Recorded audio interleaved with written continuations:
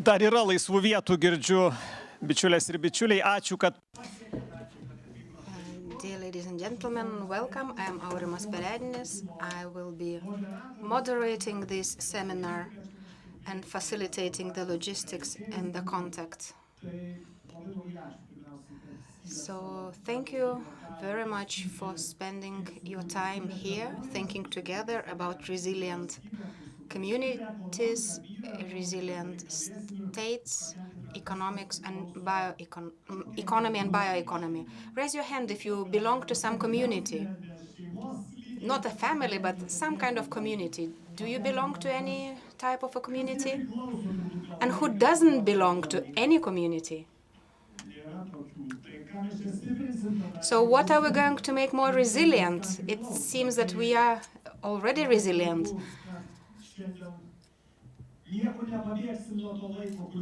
But we are living in the day and time when everything is very much tense. We are thinking about very important, sometimes existential questions. We're thinking about the direction we are going, about the resilience we need to strengthen, about the abilities we need to train on different levels. When I hear the word resilience, I come to think of an example when a couple of years ago I had to run a cardio test in a clinics where you have to do the cycling and you are being watched by a doctor. I got off the bike and then I was asked to sit still, and I was thinking, why should I? They had to measure how long time it takes for me to get back to my normal, and this is resilience. This is your level of resilience. It's very important to be resilient and to be able to act, but also it's important to know how long it takes for you to go back to normal. So today we are going to speak about resilience, about training of resilience, about the impact of different aspects upon resilience. And now I would like to invite Vice Ministry of Agriculture, Artūras. He has arrived the first one to this event, so the floor is yours.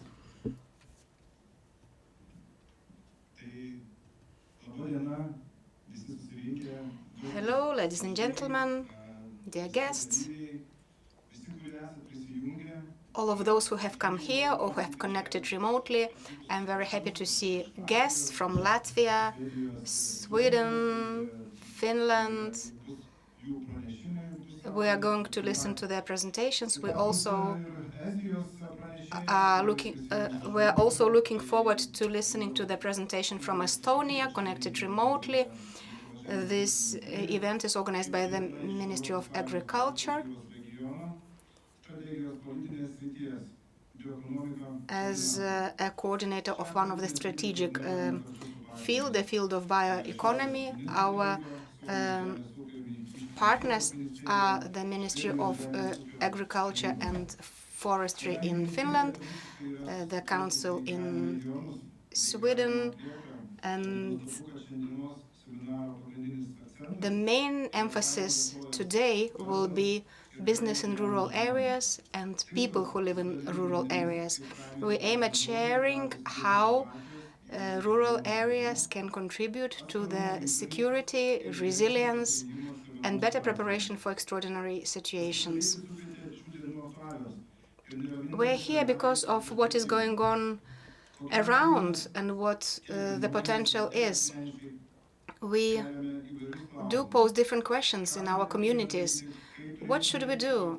How can we act together to be more resilient to possible crisis? How can we be stronger undergoing through crisis and recovering after the crisis?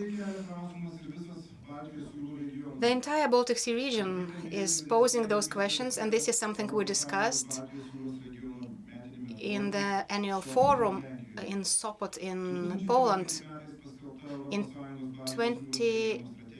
In 2009, a Baltic Sea region strategy was drafted, and the Baltic Sea countries, Lithuania, Latvia, Estonia, Latvia, Poland, Denmark, and other countries join together, and this strategy is very relevant. We want to preserve the sea, to connect the region, and to make it strive. Back in 2009, we would be concerned with environment and sustainable practices. And today, we are more focused on security, resilience, and striving of the region. We have to take national actions and also common actions on the regional level. Our strategies and initiatives show that the Baltic Sea region has huge potential in ensuring necessary resources such as foodstuffs, energy, and business development possibilities based on local biological sources. We can ensure quality life close to nature based on connection of people and communities. One of the goals of today's seminar is to discuss how the rural areas in our region can take advantage of bioeconomy possibilities. How can we use local bio sources, and how can we become more resilient to possible threats? We can look at the projects we had, at their results, and learn from them. It is very important now that we have started a discussion regarding a new action plan which will come into force in 2027.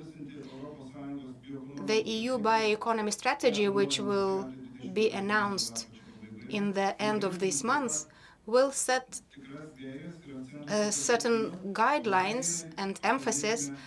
And today we're going to speak about communities, their experiences, real examples, lessons learned, and we will listen to the insights from the scientists. I'm sure we're going to hear about interesting and inspiring initiatives. And I wish you all to be resilient and make the best possible decisions. I hope our discussion is fruitful, and good luck to everyone. Dėkui Artūrui Pekauskui. Thank you, the Vice Minister of Agriculture, Artūras Pekauskas. Thank you for your welcoming speech and insights. I am actually quite empathetic towards the authorities since the times are difficult. It is very difficult to leverage between different interests. And I had met Prime Minister Gruginiene after her inauguration and told her that I was wondering whether I should congratulate her or sympathize with her. And her answer was, first you congratulate and then you sympathize. So it is definitely the time that requires empathy. We are living in the intense information world, and well, we need to be responsible for what we say. And now let's move on to our speakers, and let's try to make our understanding of resilience more comprehensive. And we are now going to switch to English. From Riga, from Latvia. Really pleasure to have you here in Vilnius. And she will speak on threat perception, on resilience, on how to accept that always changing instability and vulnerability. Eva, your stage, your microphone, and floor is yours. Thank you. How do I click the slides? Yeah, yes, presenter and back next. And I can use this mic? Yeah, you could use it. Good afternoon, everyone. Thank you very much to the organizers for inviting me. I don't know much about agriculture, and I certainly don't know much about bioeconomy, but if the overall purpose of this event is to talk about resilience, to talk about strong communities, that is something that I have been doing research on for the past 2 years now.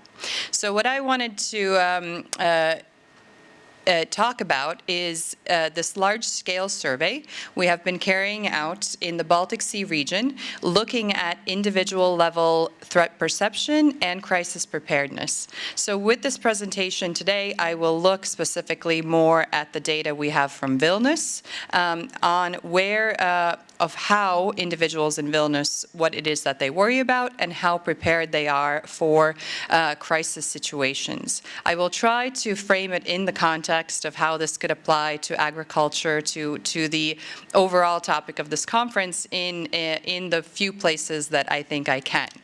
So this survey was conducted in the Baltic capitals as well as in Helsinki and German cities. We sampled 1,000 respondents, so it's an urban sample looking specifically at what urban residents think and feel. We wanted to get a sense of what is the threat perception and crisis preparedness in northern Baltic Sea region, the Baltic states, and then southern Baltic Sea region, Germany in particular. The first question we asked, or I think that will be interesting for you to see, is the overall feeling of security that Lithuanians have in terms of their neighborhood, in terms of their city, in terms of Lithuania being a safe place to live, and the EU being a safe place to live. As you see, 91% of Vilnius residents said that their city is a safe place to live. However, we also asked them what were the main threats that you personally worry about. So what are the main issues that concern you and that you think are a personal threat to you? And as you will see, for the Vilnius data, the military threat is the one that comes out the strongest. So the fear of a military attack in Vilnius is very, very much alive and felt, more so than it is in Riga or Estonia. The second threat issue that individuals worried about was the spread of false or misleading information, misinformation being a major issue that individuals feel threatened by. And the third one was disrupted digital services. Now, so far, with this, we also asked on other specific issues, and you will see that in specifically for Vilnius, there are many, many other issues that Vilnius residents actually worry about. So even though the previous slide showed that Vilnius, they felt Vilnius was a safe place to live, Lithuania is a safe place to live, there are many issues and many threats that individuals really worry about. And I think for this audience, for this, I think the issue of disrupted critical supplies, which comes in at number 5, is something that we see is also quite high up in people's worries, and also this impact of climate change. In terms of agriculture, in terms of the sector, we see that 44% of individuals also identified the impact of climate change, of storms and so forth, as a major threat.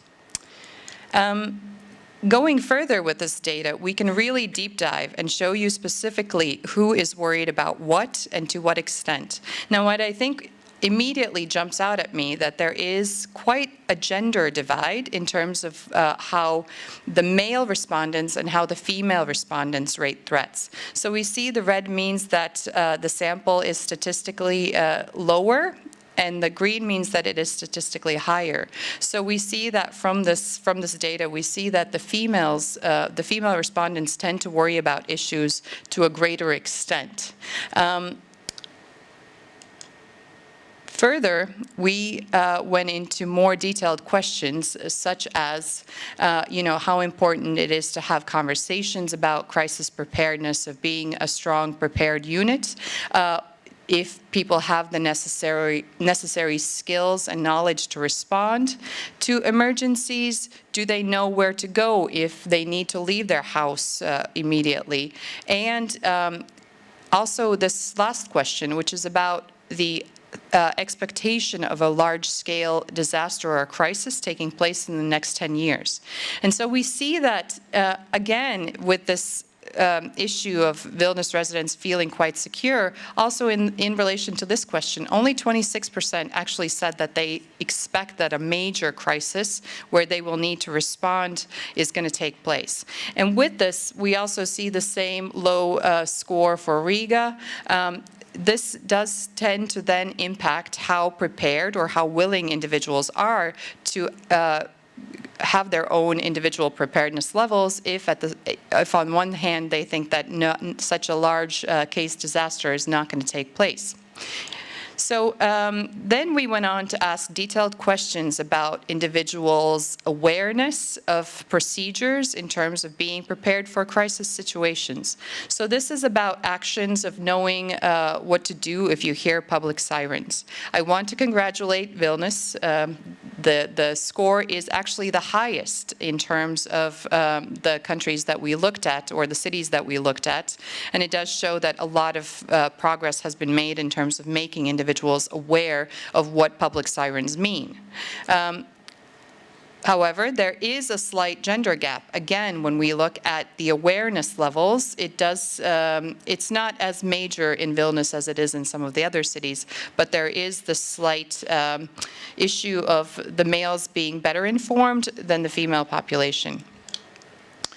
Knowledge of the closest shelters. Again, Vilnius is leading the way in the Baltic capitals. It's only slightly behind Helsinki, and we know that Helsinki has a long history of this preparedness and awareness issues. However, when we get into actual items that you would need to have for your family for the 72-hour crisis bag and so forth, there we see that the uptake isn't as great.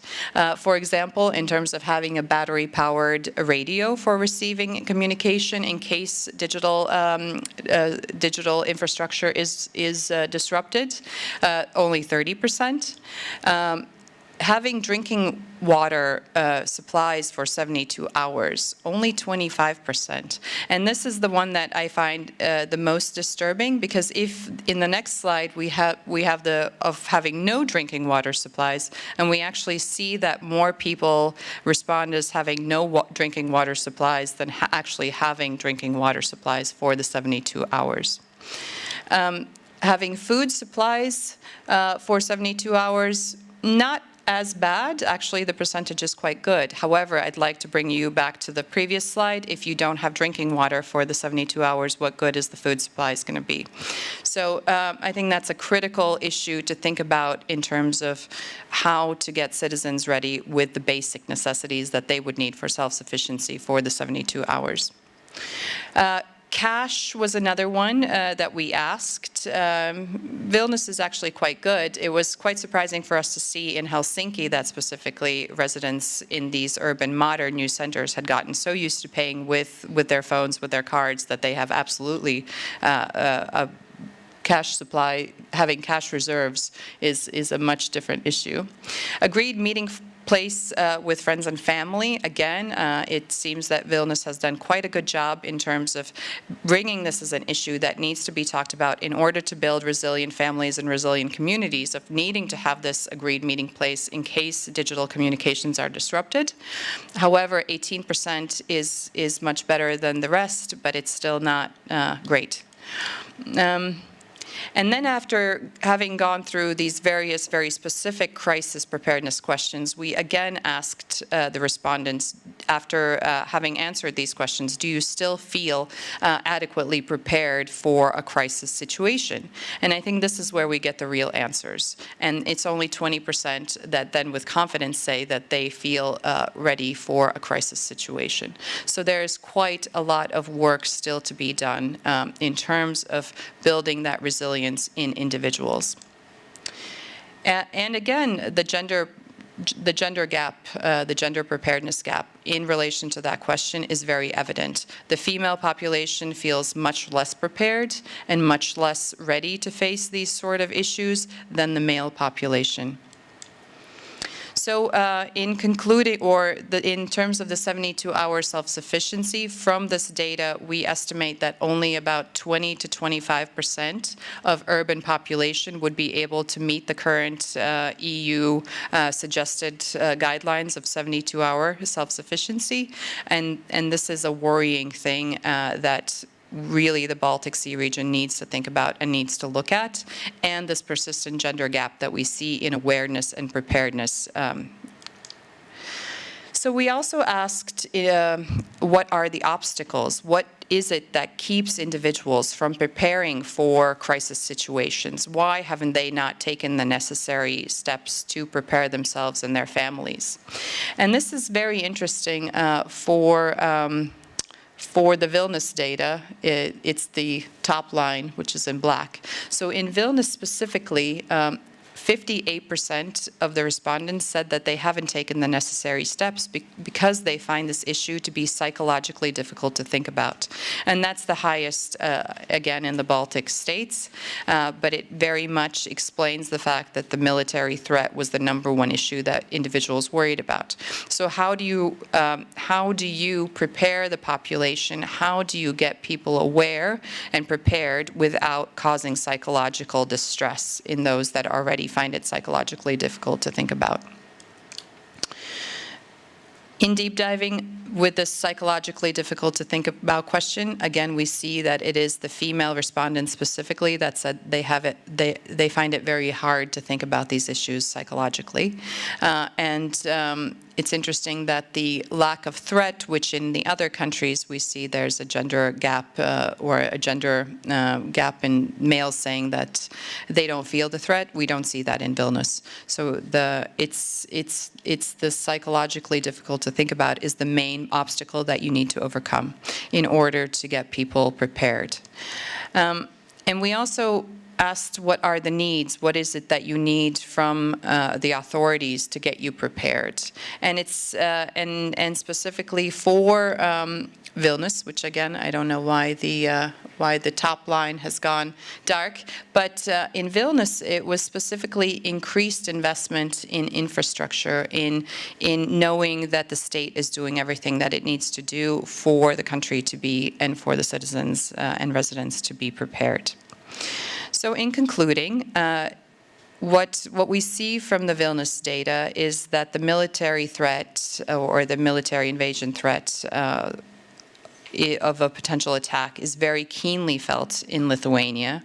The individual preparedness is still very low. Awareness has increased, and you are leading in terms of awareness, but in terms of individuals actually having the 72-hour self-sufficiency provisions, that is still quite low. And this persistent gender gap in terms of females being less aware and also less prepared. And the third final takeaway is this psychological gap that we saw, or the psychologically difficult to think about. So what I sort of wanted to leave with in this presentation, as you talk about agriculture, as you talk about bioeconomy, think about how you can also tie this to preparedness, tie this to individual resilience in a way that it isn't psychologically stressing. So how can we talk about climate change and the need to prepare for crisis in terms of storms? How do you talk about the disruption to critical supplies as a way to increase population readiness? So how to message, so it's not about the war, but it's about the overall readiness and overall resilience of the communities. How to calibrate that message to reach that target audience and to achieve what it is that we all want, which is a resilient community, resilient citizens. So thank you very much for giving me the floor. I hope some of this will be useful in your discussions, in the way you think about, or if at least I've motivated you to think about your own individual level preparedness. And if anyone would like these findings or this entire research report, please feel free to email me. We're happy to share. Thank you very much. Dr. Eva, if you allow me to have a couple of interaction, in case you have questions, please do not hesitate, raise your hand, and the microphone will be in your hands. if you have any questions, please. Briefly, okay? So I will ask in Lithuanian, no, in English. So I'm an advisor and in agriculture ministry, and I have a question. This study that you did, it's really great, I would say, and it's very important. Taking into account the current situations happening. And my question is, so did you already publish this study, and did you engage with the policymakers about this findings of this study? Because, yeah, this is very important, especially for interior ministries, to prepare the society for. So I've been doing quite a lot of awareness raising about this study, speaking at events like this. I'm speaking at a NATO event in Riga next week. I've been to the Council of Baltic Sea States organized events and so forth. And the other part of this project that we're doing is actually, so we first looked at the individual level, but then we're also speaking and interviewing policymakers and policy practitioners. So we have interviews from Lithuania, from Estonia, from Riga, from Helsinki, to actually see what is being done and how the issues that individuals worry about are those being addressed by the policymakers and practitioners. So yes, we are distributing these findings far and wide, and I do have an academic article from this research submitted for publication, but it's still in the process. But we have done city briefs as well on the cities that we've looked at that are on the University of Latvia webpage. Okay.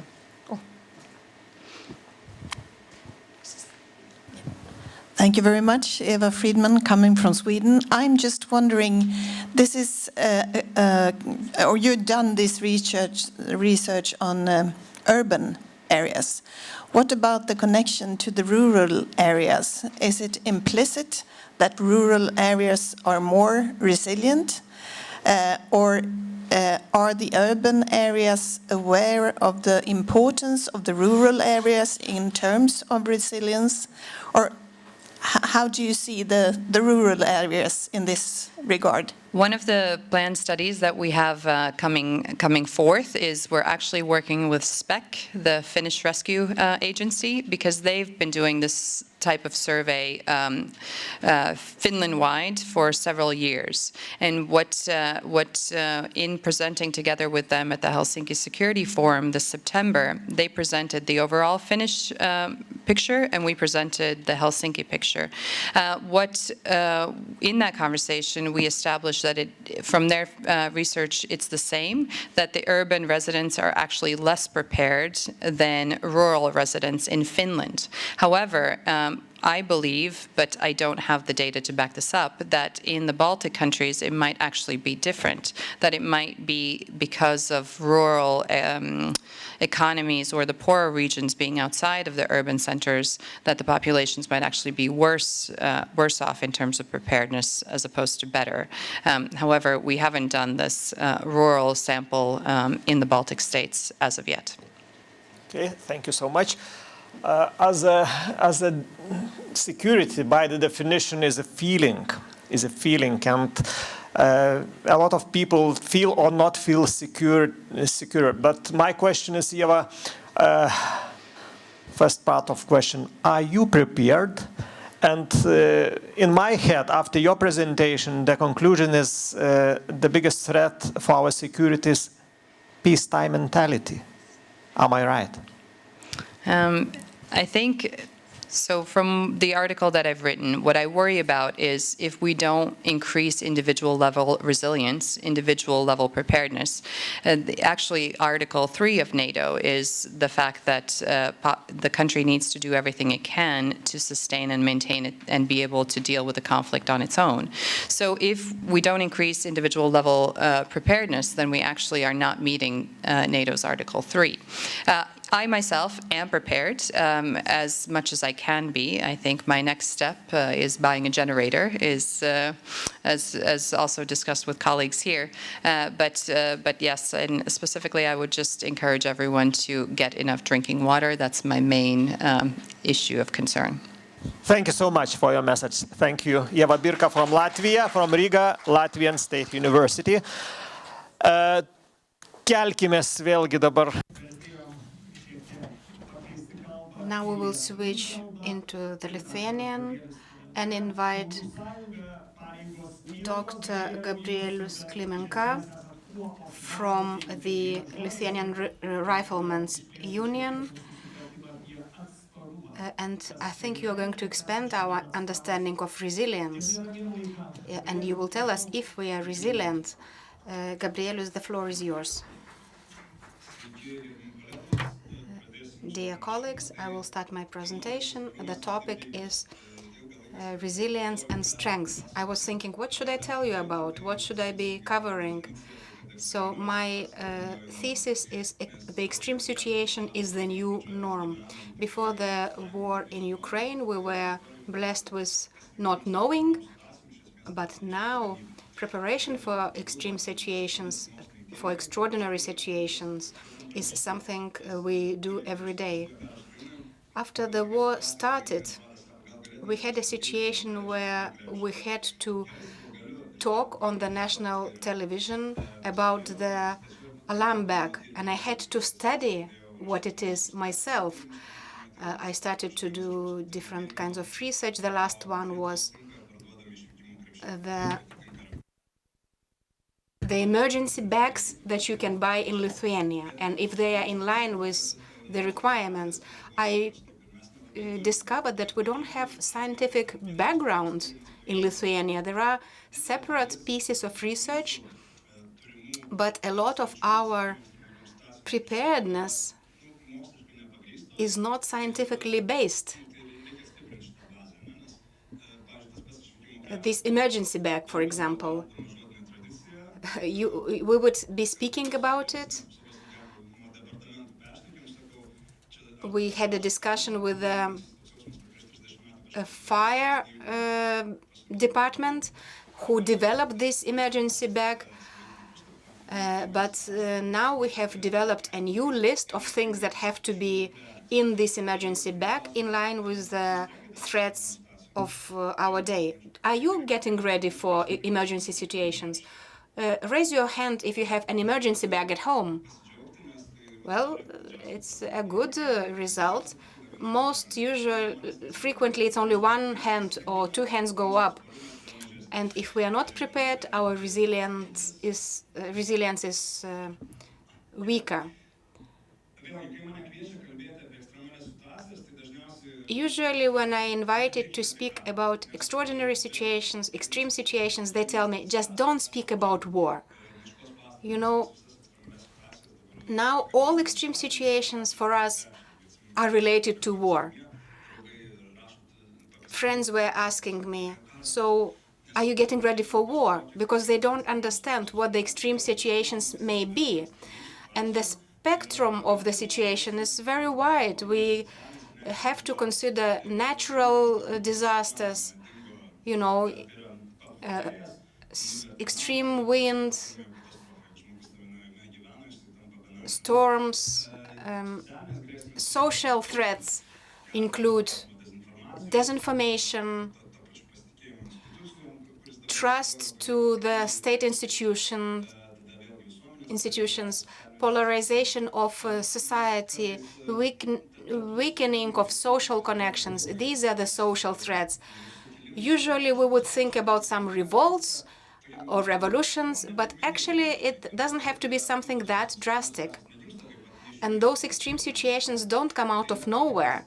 It's a process, and once more and more events come to life, then the situation explodes. We see some campaigns and some processes in the society, and we have to react.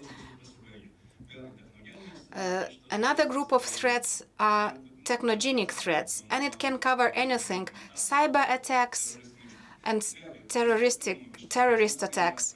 So when we speak about those threats, usually they have a legal name, an extreme situation, which is a legal circumstance which comes into force on the basis of laws. And the extreme situation is about individual challenges. For example, Lithuanian like going to the forest to pick mushrooms. If you get lost in the forest, is it extreme situation? It's quite an extreme situation if you don't find your way out for 2 days. Every 2-3 years, a person gets lost in a Lithuanian forest and dies, because a person spends 3 days in the forest, has no skills to find water, to find a road, and then we find that person dead. So this is something very realistic. Anyway, there is also a spectrum of individual extreme situations for which we have to be prepared. Whenever you are prepared, you are more resilient. And the more prepared you are, the more of a superman or a super person you become. How can we strengthen our resilience? First of all, we need to take care of informational resilience. We have to be thinking critically, recognize pieces of disinformation, and identify pseudoscience.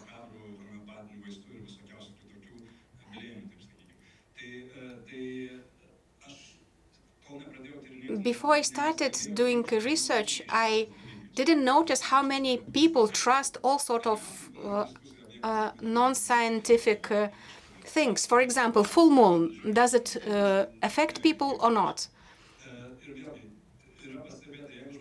If a person believes one or another wrong piece of information, that person is likely to believe another fake piece of news.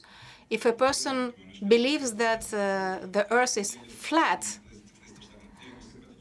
that person is likely to start believing other non-scientific pieces of information. Once you come to believe one fake piece of news, you are more open to others. Another piece of resilience is material resilience. I already asked you if you had emergency bags. I could ask you if you have survival kit for another 72 hours. And it doesn't mean that I personally have to be prepared. The community has to be prepared, and we have to be prepared on the governmental level, speaking about energy, water, medicine, and so on. Another aspect is knowledge and skills. The very minimum basic is first aid. Everyone must be able to provide first aid. I try to go to first aid training at least once a year. I am not a doctor, but I want to be prepared, and I will tell you a story. My brother and me went to film video. My brother was shooting in one place, and I was 300 meters away, and I was eating berries on my way. And at a certain point, I realized I couldn't breathe out. I was 300 meters away, and I couldn't breathe. And I was not sure that the brother would understand what happened to me. I looked away, I looked around, and I knew how to help myself with the physical action to make myself breathe again and get the berry out of my throat. Since I had knowledge and I practice regularly, I'm alive. Another aspect is cultural resilience. We have to strengthen trust to state institutions. I'm running a training unit, and I explain to the new people who come that I explain to them that the uniform is very important. It makes you look more presentable, more trustable. If people trust you, they will trust the institution, and we have to strengthen trust to the institutions. Another important topic is society and non-governmental organizations, which is our major force. If something happened like an Ostrovets nuclear power plant exploded, the state doesn't have sufficient resources, sufficient officials to fight the consequences. And then it's the non-governmental organizations that would have to be involved.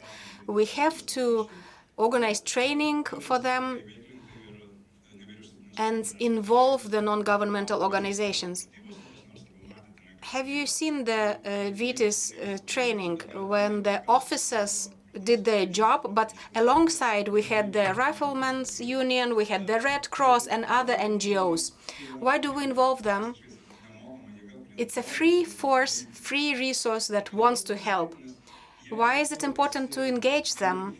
If you have no functions in an extreme situation, it means that you are a burden and most probably you will die. But if you are performing some functions, if you are helping, you have more chances to survive. There are very many organizations. I just mentioned the Red Cross, which can help in humanitarian crisis. The Maltese provide medical aid, and the Riflemen's Union are involved in armed resistance. There are many other organizations, and if we see that a person is a member of any of these organizations, like Scouts or anybody else, such organizations do emphasize the preparedness, and these organizations are engaged when more help is needed. So if you are a member to any of these organizations, you will be prepared, your household will be prepared, and your neighbors and your community will be more prepared. Maybe you will even implement the safe neighborhood principles, and all of you will get prepared together. The communities can vary. Usually we speak about a city, how to survive in a city, but rural communities do need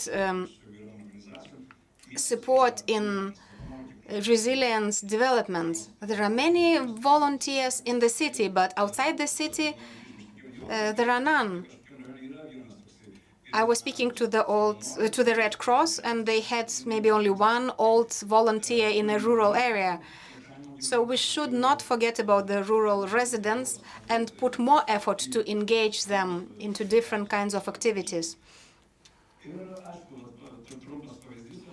Let me give you a short example of pandemics. It was a very good illustration. Sometimes people believe that in an extreme situation,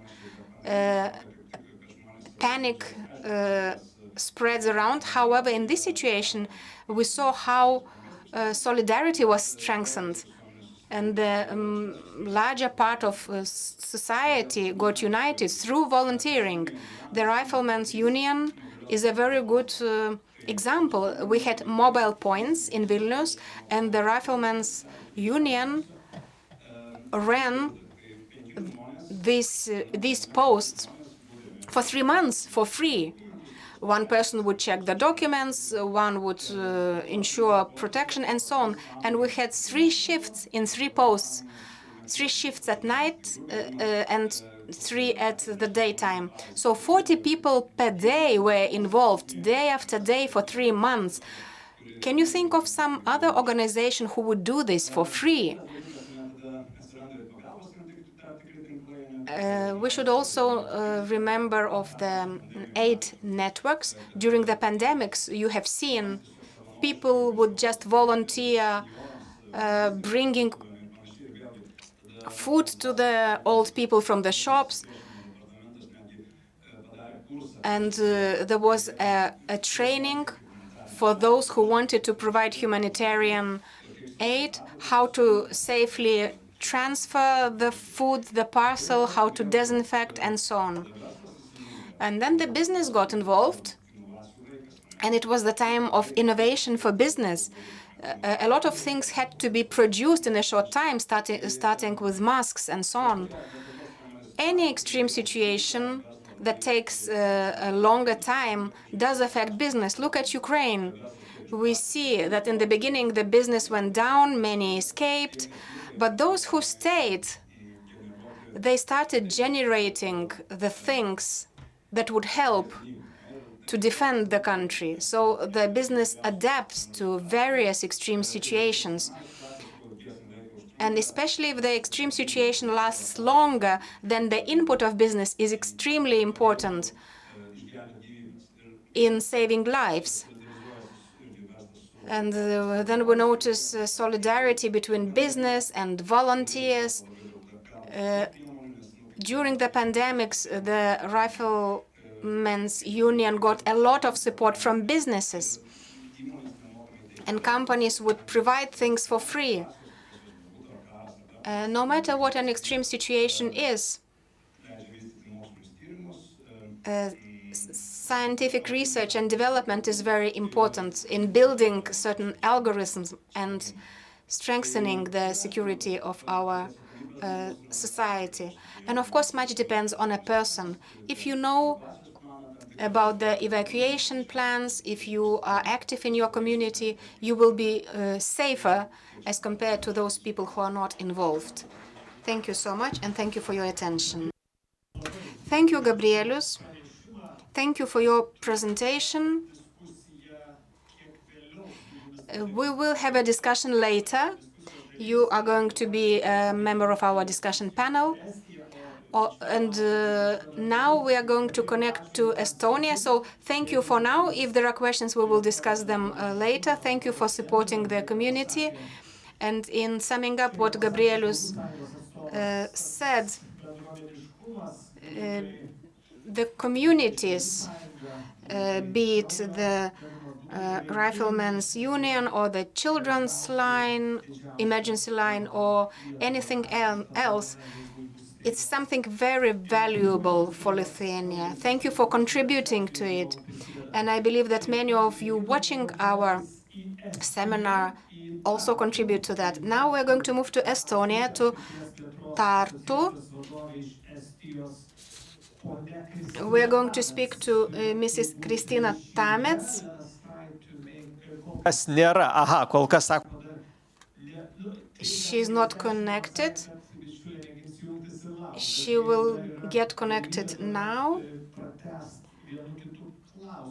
While we are waiting, we may discuss one or another question. You can just stay where you are, Gabrielius. So if you have questions to Gabrielius, you are going to get a microphone. You can keep your seat. Okay, the question is from the Vice Minister. So what should we put in the emergency bag? What are the main 5 points? First aid kits, food for 3 days, and water, some electronics, a radio, a power bank, extra clothes, and something you need to sleep.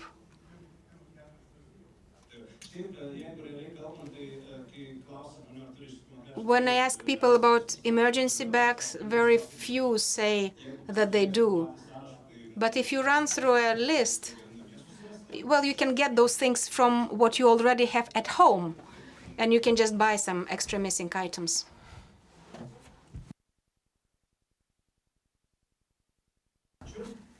One more question to Gabrielius. Hello. We are speaking about where should we move if an extreme situation occurs. Shall we stay at home and not move anywhere, or shall we try to get away from home as far as possible to some rural area? So what's your opinion? Well, it depends on the situation. If there is a radioactive pollution, you will die if you start moving. But if a situation allows evacuation, then the earlier you do it, the better. We have to listen to the governmental instructions. If the instruction is don't evacuate, you shouldn't. If the evacuation was announced, then the transport should be arranged. And the more people use this state transport, the better it is. The more chances there are to evacuate. Look at Pripyat after the Chernobyl explosion. 50,000 people were evacuated in 3 hours. Why? Because they had no private cars and everyone was taken out by buses. But look at Vilnius. When there was a fire in Eco Service, you remember? One street was closed and there were traffic jams for 2 weeks. So if everyone wanted to leave Vilnius, and there are 3-4 main roads, and just imagine if there is an accident in one of the streets, everything is blocked. So we need a coordinated evacuation. And the governmental transport will be moving for a certain distance, and then you might need to continue on foot. So you need to have your emergency bag, the one that you can carry. Look, if there is an accident in Ostrovets, then we need to go at least to Kaišiadorys to be safe.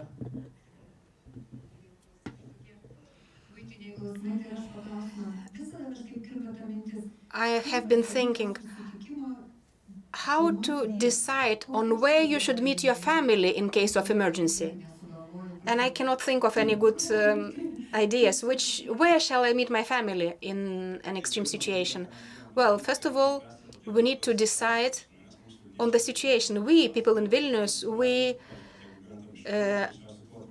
would probably think, what should we do in case of Ostrovets power plant explosion? And people in the West, they are more concerned with the flooding. Say, if I am at work, my wife is at work, children are at school, and something happens, what is our primary meeting point? If there is a nuclear emergency, where do we meet? At home or somewhere else? We cannot only have one plan. Say we cannot meet at home. Where else can we meet? We have to also plan the destination point. If I have someone in Kaunas, then we go to Kaunas. But again, we need to have some kind of if solutions. If we didn't manage to meet at home, where shall we wait for each other? Say in Vievis, for how long are we waiting? And so on. So you have to plan this. In order to develop such a plan, you need to work to check the roads. If my wife and me are traveling somewhere and we are not late, we have time, then we take roundabouts and some smaller roads just to check them, to see if we could use them if necessary. And then some roads will not be suitable, but others will be suitable. So there is not a single recipe, but you need to try all options. Thank you. Can I just ask if we have a connection with Estonia? No, but then we will have a connection with you, with the audience. Hello? If we have small kids in kindergartens, at schools, how should we organize the meeting point? Because then you need to take care of them, you have to go to school, because they are not independent. Of course, we have to get our kids. Teachers will stay with the children until their parents come, so your children will be safe.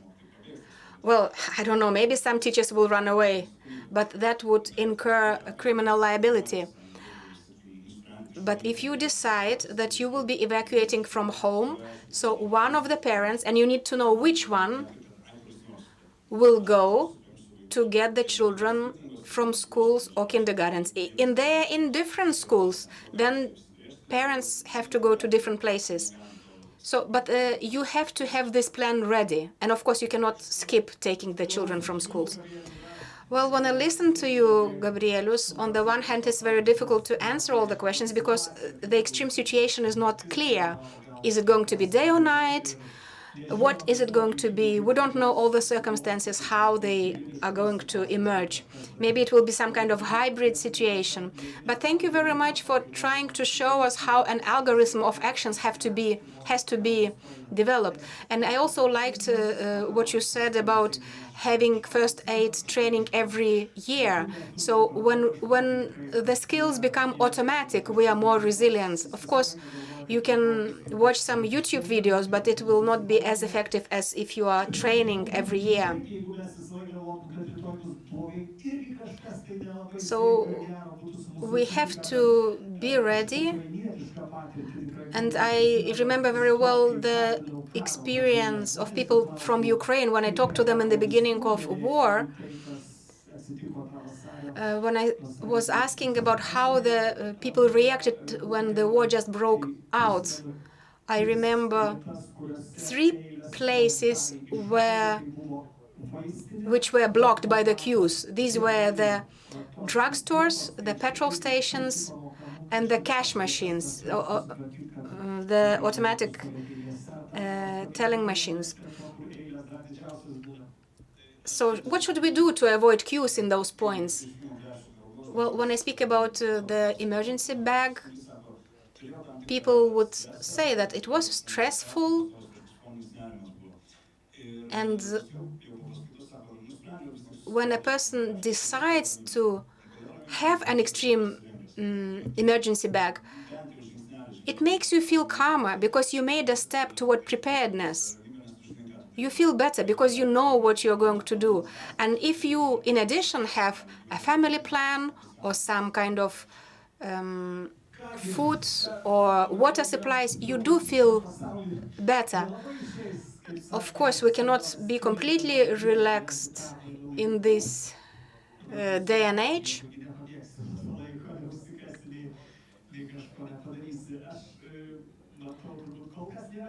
We still have no connection with Estonia. I would like to invite Dr. Alvija Šalaševičienė, Director of Food Institute at Kaunas University of Technology. And we are going to speak about food, food chains, resilience, and the floor is yours.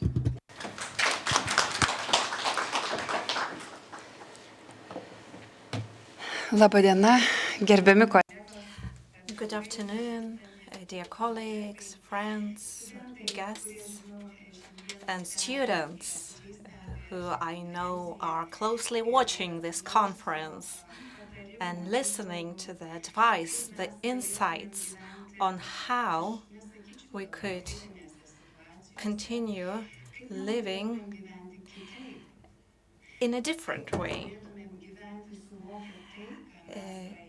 Having internalized what we have already gone through in the context of the geopolitical situation, we have to admit that life has changed. And this change has brought the realization that, unfortunately, we do not know how to live, since we don't know how to adapt, how to change, to transform ourselves, how to feel the cultural community, how to raise questions.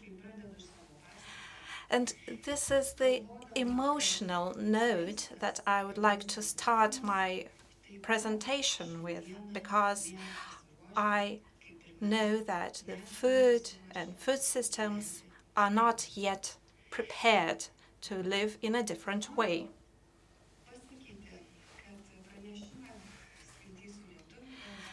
My presentation is going to be in Lithuanian, but I have prepared the slides in English so that our guests feel more comfortable. Well, you know, a person who is fed with a healthy food and lives in a clean environment should be healthy and therefore resilient to change. But why is this topic so relevant today? Well, food is virtually the only aspect which, if disrupted, leads to the disruption of all other systems. In addition, I would like to remind of 3 key things. These insights have been collected from the recent scientific publications, and they show that there are 3 major components, and food and health stability are key in ensuring individual and national stability. Food is a physiological means, but it determines the resilience of our immune systems, and it therefore affects our psychological and mental level. When we are healthy, emotionally stable, and culturally united, when we are predictable within our community, it is only then that we can assure our resilience on the individual, community, and national level.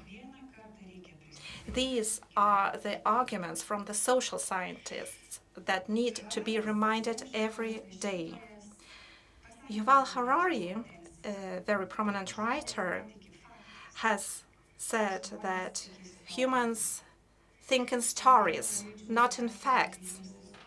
And today I would like to tell you a story about the food system that needs transformation. If we look at a food system as the source of survival, abundance, the source of sustainability, we should also put effort into viewing the food system as one of the sources and bases of resilience. Systemic shocks, emergency situations that I have mentioned on the slide, they usually come together and act systematically, causing disbalance in all systems. So today, our food system is based on efficiency. We have learned to deliver products in time. We have learned to create huge networks, long supply chains for food. But we had the pandemics, and this food system was disrupted. Long supply chains that are behind the current food systems are not resilient. We currently need to think about fast and effective transformation of the food system. Well, I have already mentioned the long supply chains. The sustainable, effective, and resilient food system is related to short supply chains, local competences, and diversification of raw materials. I would also like to tell you another story. And this concept is being introduced into the resilience systems across the EU. This is the water, energy, and food nexus. We, tend to forget that if we lose access to water resources, access to energy, the whole food system is disrupted, it collapses. And this water, energy, food nexus has already been integrated into the resilience systems of the EU countries. I would also like to mention the societal resilience aspect. There are three main social theories that are also applicable to the food systems. And these are the robustness, the ability to withstand shocks. This is the flexibility or adaptability, and transformability, the ability to change quickly. Well, we all know the word biotechnology. And this concept has become not only the economic, but also the resilience concept. The cycles of food production based on circular economy, locally supplied protein sources, and robust scientific infrastructure, well-developed agriculture, create all the prerequisites to develop the food resilience in Lithuania. In 2025, the European Commission has defined all these key concepts that define the direction that should be taken in terms of the food system. And it notes that Europe should secure the source of protein, and these sources should be diversified. All the food system processes need to be circular, and byproducts should be used for food or feedstuffs.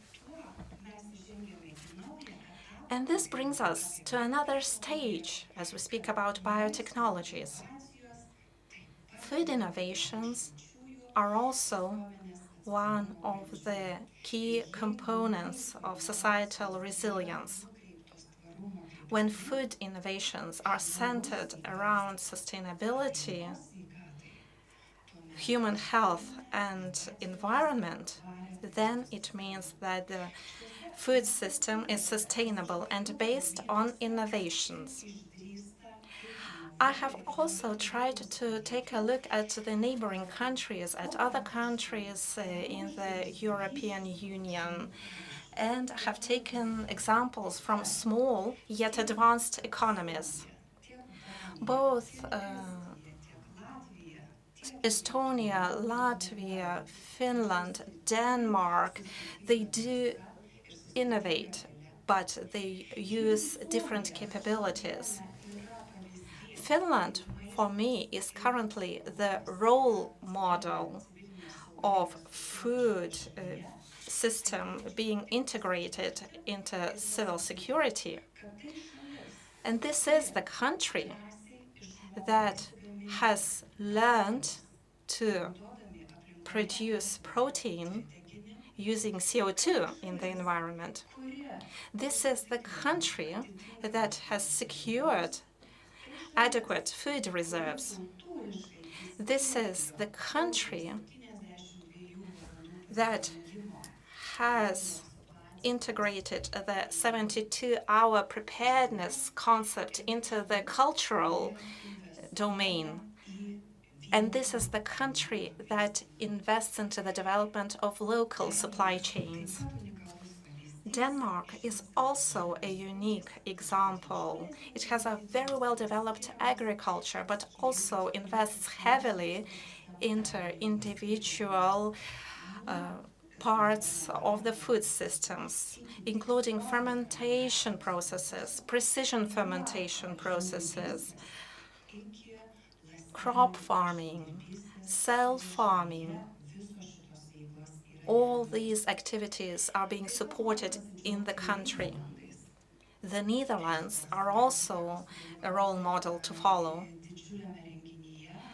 Some time ago, I participated in a major event on the future proteins, and I heard a presentation that I was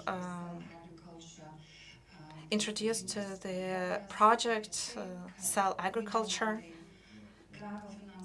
The Netherlands have received funding and designs cell processes to make sure that every farmer that develops a traditional both crop farming and animal farming, so that they could also engage in cellular meat production along with that.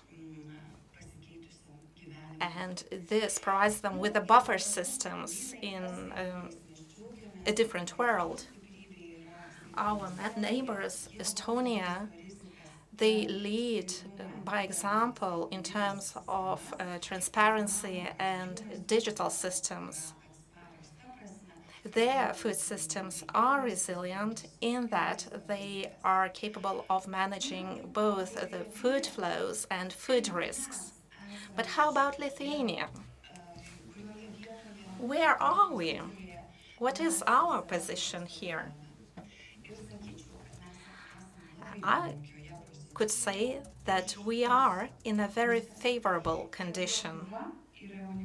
Lithuania is unique in that almost 91% of land could be used for biomass production. What kind of biomass, you might ask me?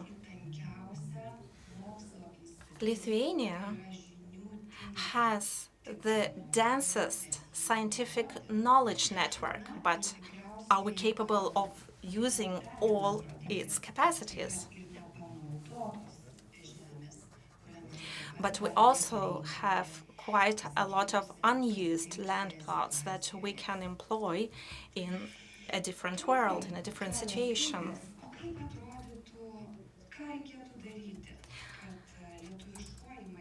What should we do so that the Lithuanian food system becomes resilient?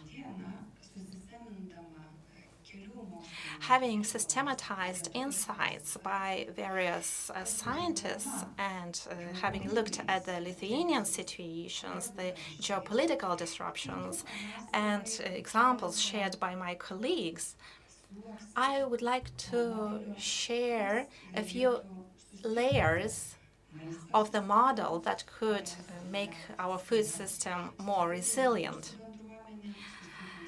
make our community and our nation more resilient.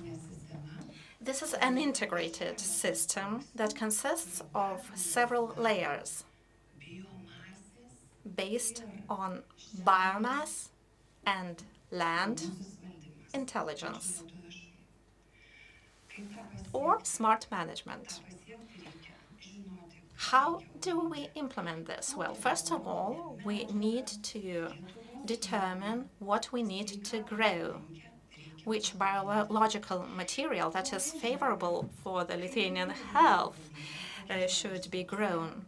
We need to learn about the quality of soil, the health of soil, and all of this should be managed in real time.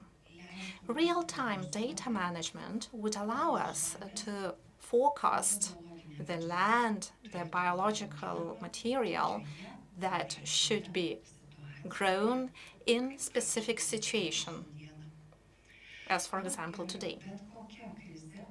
And every crisis and every challenge should be managed in this case. Well, we need to adapt. We need to live in a different way every single day. It is not only about survival and recovery, it is about living in a different way every single day. The second layer of the model is related to the creation of added value. In Lithuania, we are familiar with the precision farming technologies, with fermentation technologies. We should take a braver step towards the cellular level to produce proteins so that we do not depend on the imports. One of the major challenges for the Lithuanian food systems is the imports of proteins. Protein is the matter that ensures the vitality of human and health system. The third layer is related to the protein independence strategy. Well, I have already mentioned protein, and protein is the main building block of human body. And here we need to be very smart about it. We have different kind of lands. We can grow different alternative protein, but we need data. We do have technology that could help us produce the protein. The wide range of protein sources, starting with the grain species that we are not yet aware of and ending with the grain species that we know, would enable us the protein independence in Lithuania. Well, we also have fiber, fats, carbs, but we need to be smart about protein raw material in Lithuania. Well, I just would like to note that we are a bit short of time. Well, and the fourth layer is digitalization, which means the management of food supply flows. And this entails digital twins. In Lithuania, we have a couple of those. So in the emergency situation, these digital twins would help us manage the actual emergency situations. And then there are the fifth and the sixth layers, which are the public preparedness, including the awareness building about our life having changed. And now the final layer is the following. We need to realize that all of us are accountable, and we need to build communities and create alliances to secure our resilience. I would like to thank you for your attention. I believe in you. I believe in Lithuania. Let's be resilient. Thank you very much. Thank you, Doctor, for the wonderful presentation, for the conceptual and interesting picture, and for your calm voice, which is very useful for all of us. Your university have this motto that there is human behind each technology, and I think that this is a very meaningful motto for these times, I would say.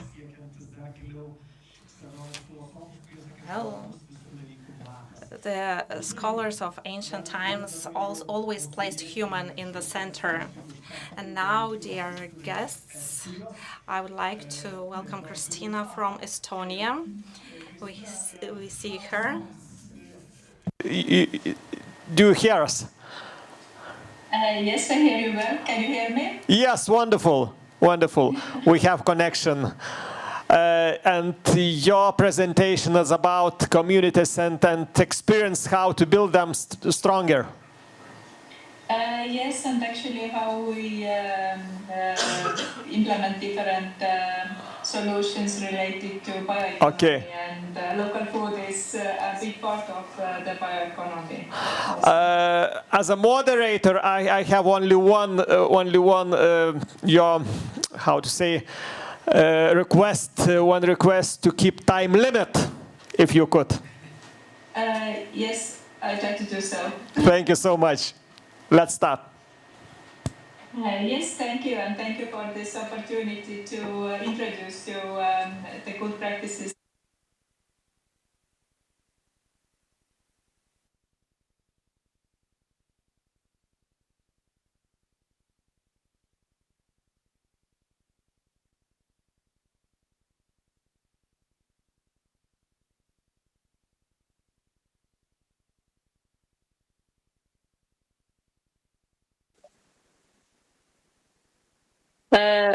First, I need to talk about our county food strategy. Few words. I have quite a big echo.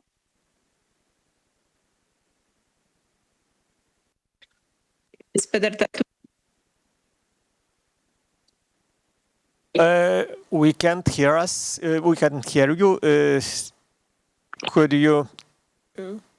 you use your headphones. So, okay.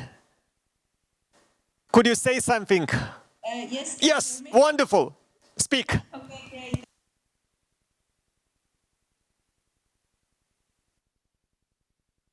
Food strategy. We prepared the food strategy to handle better the usage of local produce and also to bring together our county food network. And the main aim of our food strategy is to value local production, to also bring new and innovative solutions into the field of food sector, taking into account also circular economy solutions, and also establishing cooperation network and building linkages with different participants inside the food sector, and also stakeholders, other types of stakeholders, and also to bring added value to uniqueness and to diversify local economy. And what were the main targets or main aims? One of the most important is also to bring innovation into the food sector, to make innovative practices visible, because Tartu is university town. And we have a lot of good practices inside our research institutions. And we wanted to bring those innovations out from research associations to also promote those practices together with businesses and also our community-based initiatives. This was one of our aim, and the other aim was reducing food waste through circular economy solutions. That is also very well linked with bioeconomy. Then the second aim of our food culinary region is to promote food history, culture and education, and also to increase the awareness of different stakeholders inside the food sector. And for that, we prepared Tartu County Food History Survey. And we explored a lot of different time periods and discovered a lot of valuable knowledge that we can also utilize to promote our bioeconomy sector. And we paid also special attention to support public sector canteens through different activities, and our municipalities also agreed letter of agreement this year to start using more local produce in school and kindergartens canteens.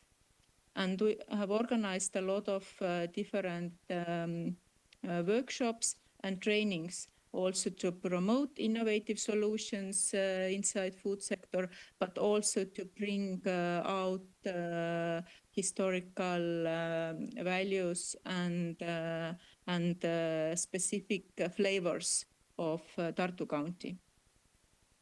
And we are promoting also the label Tartumaine Toit, which means food from Tartu County. We have special branding activities for that, and we this year started campaign together with big supermarket chain Coop to also make our local production visible in supermarket. So we have this special cooperation activity with retail businesses. And we give out this branding or this label to food producers and restaurants, and also public sector caterers who use local production. And here you can see some initiatives of our network. We have established quite broad food network. This is the event Rally Estonia. What we also do is we link different events with local food. And this is one of our food event that took place in the frame of Rally Estonia. Then we had a really nice community initiative as Apple is historical raw material or historical, for Tartu County. Then we organized apple pie master competition. And then we had 24 different apple cakes, and we selected the best ones through public vote. This was quite nice initiative to involve communities better into promoting local food and local products. This is another initiative that we launched recently. This is cooperation with Tartu County chefs and restaurants to bring more local production into restaurants. But this head chef who is on the photo also works closely with schools and kindergartens. So we have also special trainings for school chefs and kindergartens to use more local vegetables, local food.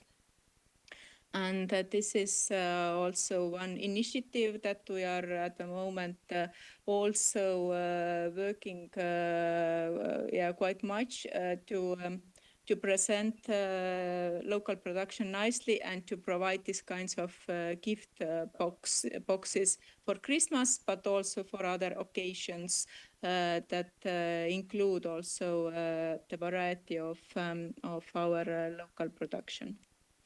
And a few words also who is behind of all those initiatives and events that we are organizing inside the food sector is our food network that involves more than 180 organizations.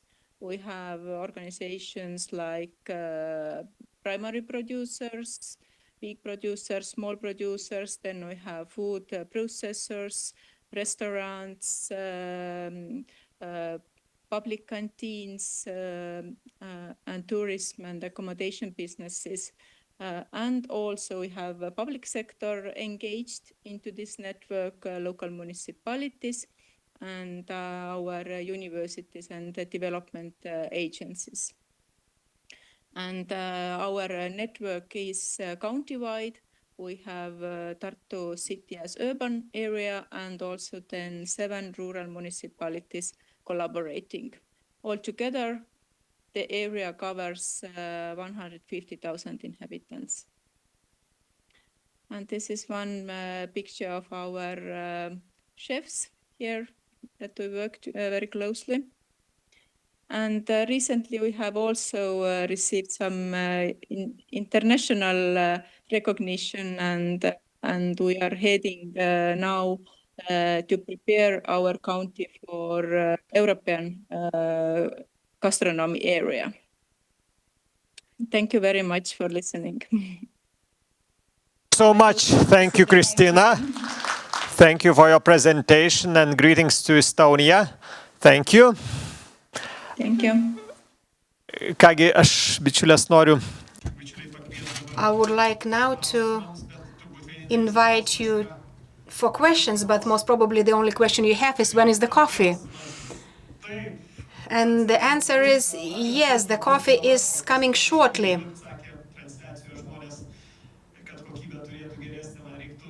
I keep getting on stage. But let's plan 20 minutes for coffee break. We make it a bit shorter so that we can catch up. You have probably some other plans after this seminar.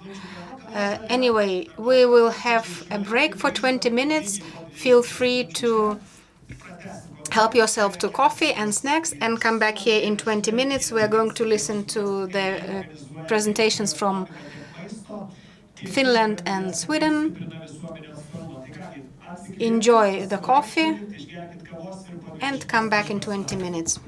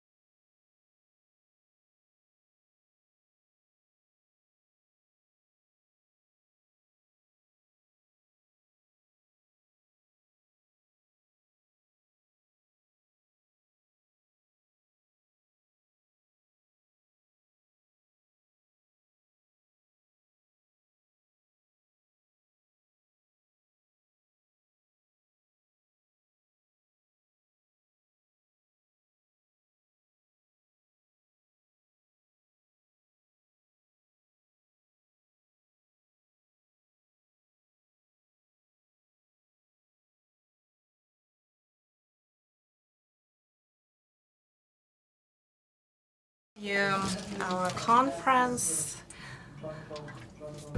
We are back with our broadcast, and let's return to the conference room. And the topic is enhancing sustainability in public food services. Ms. Liina Vitaharju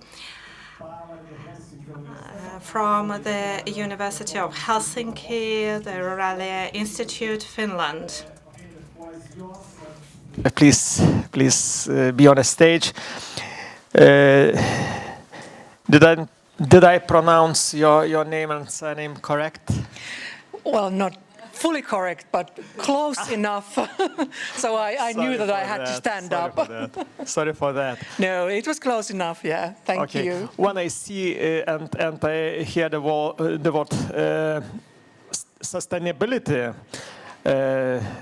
as it's written in dictionary, what is sustainability? Be clean, be lean, be seen, be what for? You don't know that? No. Okay. We will talk on sustainability. Yeah. Your presentation will be about that, and we will hear what does it mean. Yeah. In Finland. Yes. Thank you so much. And all over the Baltic Sea region. Okay. Yeah. Thank you. Thank you for inviting me to this event, and I'm glad to continue the food, because I'm already a third person who is speaking about food this afternoon. So my name is Leena Viitaharju, and as I assume that I was presented that I'm coming from the University of Helsinki, Ruralia Institute. Our unit is not actually located in Helsinki, but in more rural area in Western Finland. And today I'm talking about two Interreg BSR projects that have ended already and were dealing with the sustainability in public food provision. So the first project was started already in 2019, was named StratKit, and the second project was kind of a continuation to that. It was called StratKit Plus, so just a plus added there. And it was a small project in Interreg BSR and ended last year. And what I will be talking today will be shortly introduction onto the projects and to the main output that we had in StratKit Plus, the toolkit about sustainable public meals. And then we have, I present some example of the tools of that toolkit, and then I shortly also present another output about the crisis management and the preparedness in the public meals. And I will end my presentation to show some things that happened after the project. In one case, municipality that was our project partner.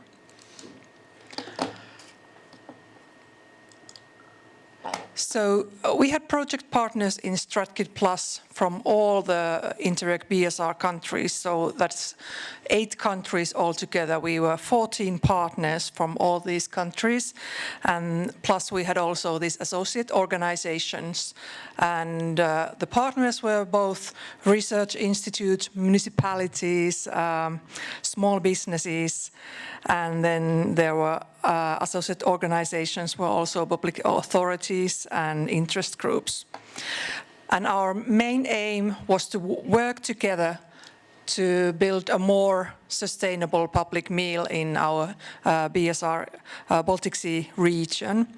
And we wanted to offer, first of all, support to public meal provision or caterers, and to give guidance on how to be more sustainable, and also offer some networks to work with to be more sustainable in all the actions what they have around the public meal provision.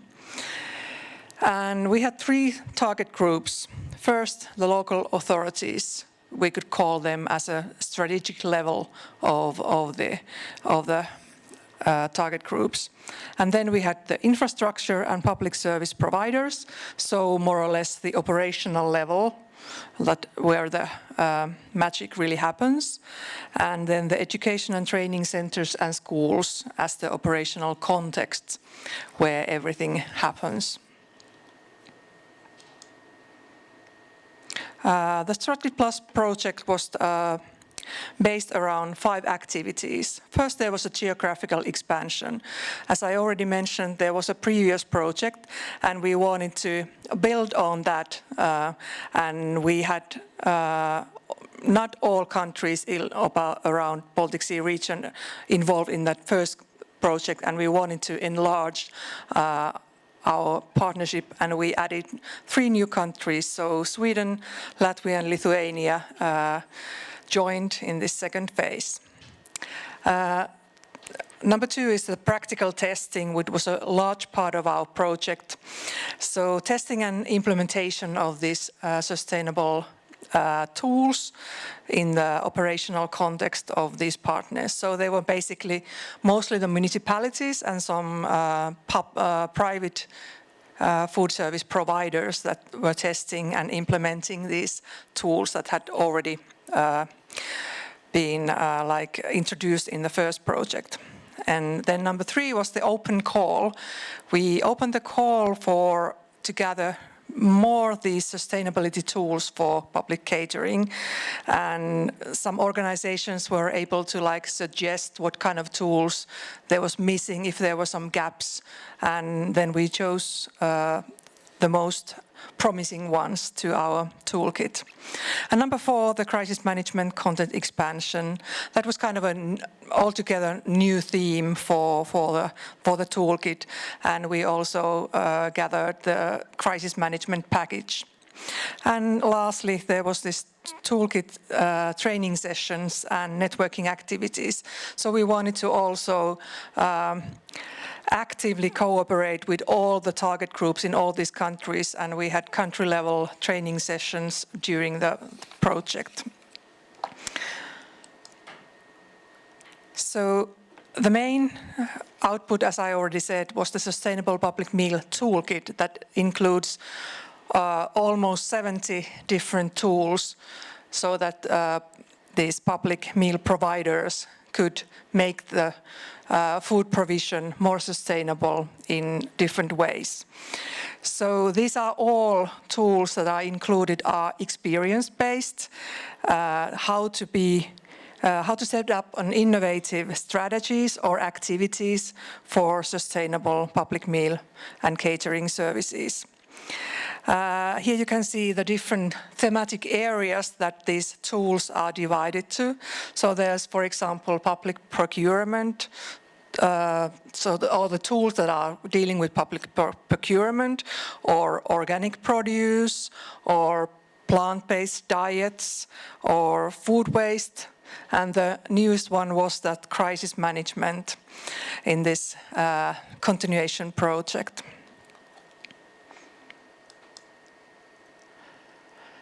So how then you or anybody else can use these tools that are in the toolkit? So first you go to a certain web page, that's sustainablepublicmeal.eu. You go to that web page and you can then choose your own language. It's all the BSR languages, the Baltic Sea region countries' languages, and English that are included there. So all the material is in various languages. Then, if you want to know more about the background of sustainability in meal provision, there's many kinds of background information to choose from, also in different languages. And the tools itself you can find in different categories, so the thematic areas that I already presented. So you just pick a category you want to start with, and a list of tools that are under that category open there, and you can then start looking for the specific area that you would like to learn more and maybe implement in your own operations. On the toolkit webpage, there's also a video that has like a training how to use the toolkit. So that's also very helpful to watch. So here you can see a bit maybe better what kind of a first view there is for these tools. If you click one of these open the fully, there is a short description of the tool and then easy steps how to how to implement that specific tool in your operations. And here in the first glance you see which country it's originally from. There's a small flag, and if there is this small round kit mark or kit logo beside the flag, it means that this tool was really tested and piloted during the project. Not all, but most of the tools have been piloted during the project. And the crisis support package was another output of StratKit Plus.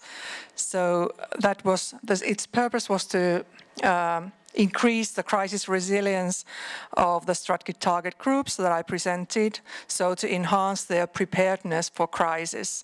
And this was the new thematic gateway or the theme in the toolkit. And under the new tool thematic area, there are 5 new crisis management tools. And we also prepared a guide of an action plan to prepare for a crisis situation in a food provision unit. So there was a lot of cooperation among the partners and different target groups and stakeholders to come up with all these. So there was mapping of different existing crisis strategies, and we had an open call that I already mentioned, and then we had live BSR level workshops, and then we had also national online or live training sessions for in all partner countries. And all the material that we gained was analyzed and synthesized by the partnerships. And the crisis management tools that you can see here were all then gathered for the toolkit.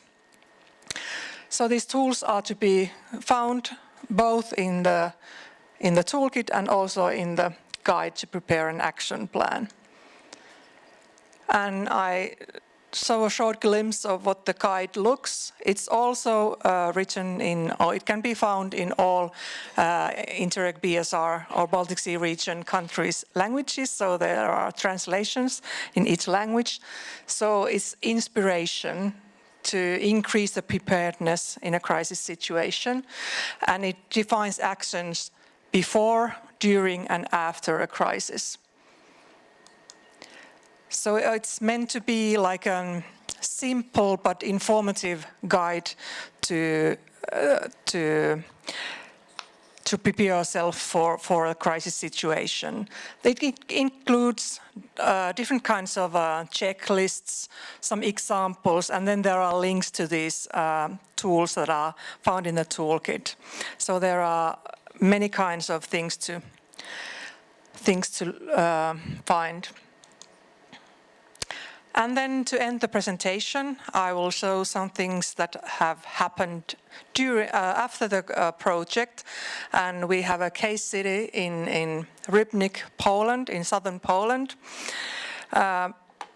Rybnik started as a partner already in the first StratKit project. And Rybnik used to be a kind of a mining city. And it has gone through a lot of structural changes during the past decades.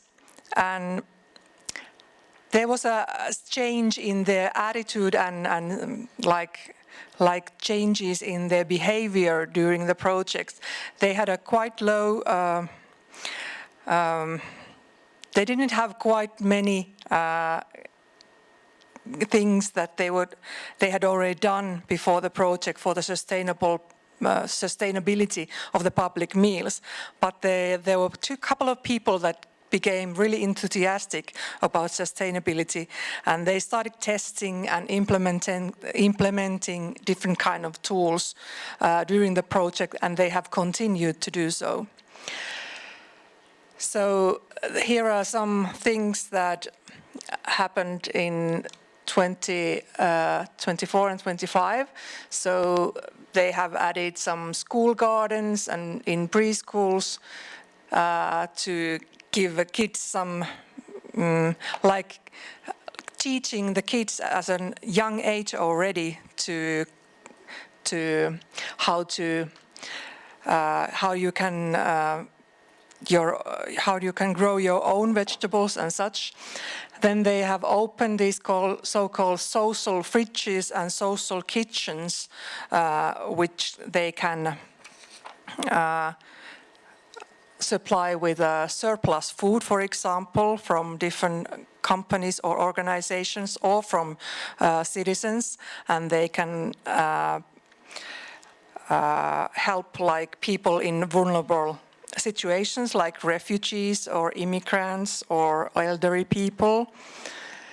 And this year they have continued again, and they have like won different kinds of prizes for accomplishments. For example, Innovative Local Government Prize this year and Innovation in Politics. And they have been like referenced and as a case studies in different kind of urban food policy strategies, cities for food sovereignty. So they are still wanting to continue more and more doing different things for sustainable public meals. And here are some places you can find more about this project and the toolkit and other outputs. Thank you very much. Thanks so much for your experience from Finland and your projects. Any questions, please? If you have any questions to our guest from Finland. Hello. I have one question.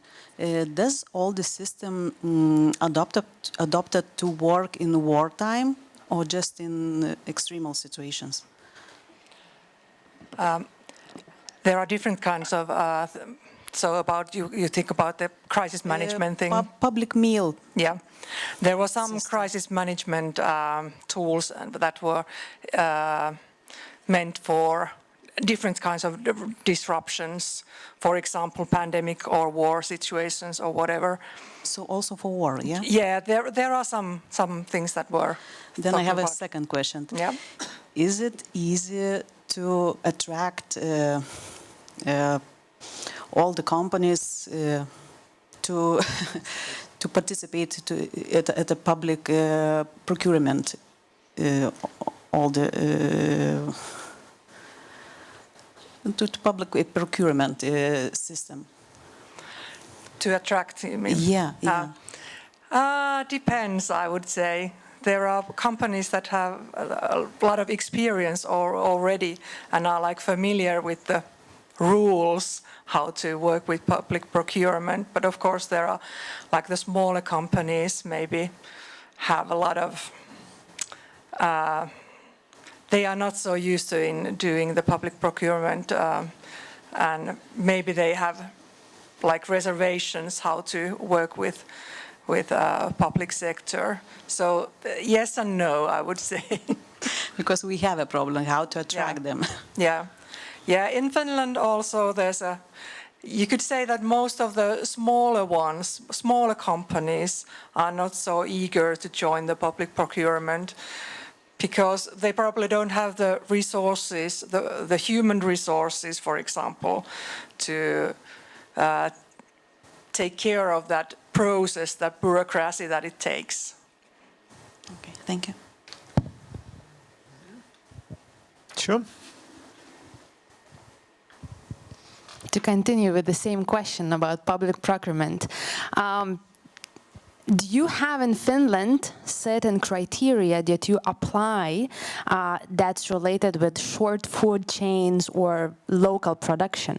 If you could answer that question. For example, that's a mandatory criteria or green criteria, let's say, that if you buy local food from here, that's a criteria for public procurement to implement it. Do you have something like that, or it's not actually implemented related to local food? In Finland, you cannot buy directly local food by the law. So you can't say that I want to buy potatoes from my own municipality, but you can use like detours to go into that. So there is a list of this kind of non-mandatory criteria that you can use if you want to procure local food, for example. There is a list for different kinds of criteria for meat, different kinds for vegetables, and so on. But I didn't. Not related to the place. Yeah, you can't say that. Okay, thank you. Thank you, Lena. Thank you for your presentation. I just remember, what does it mean, sustainability in ordinary people's mind or ordinary people's speech is 4 elements: to be green, to be lean, to be clean, and to be seen. Okay, thank you so much. And let me jump now to Sweden. Our friend from Sweden, let me invite you, Madam Eva Fridman. She's from Sweden and will speak about BioBooster, bioeconomy. The floor is yours. Thank you very much. Yes, my name is Eva Fridman. I'm very happy to be here. Thank you for the invitation.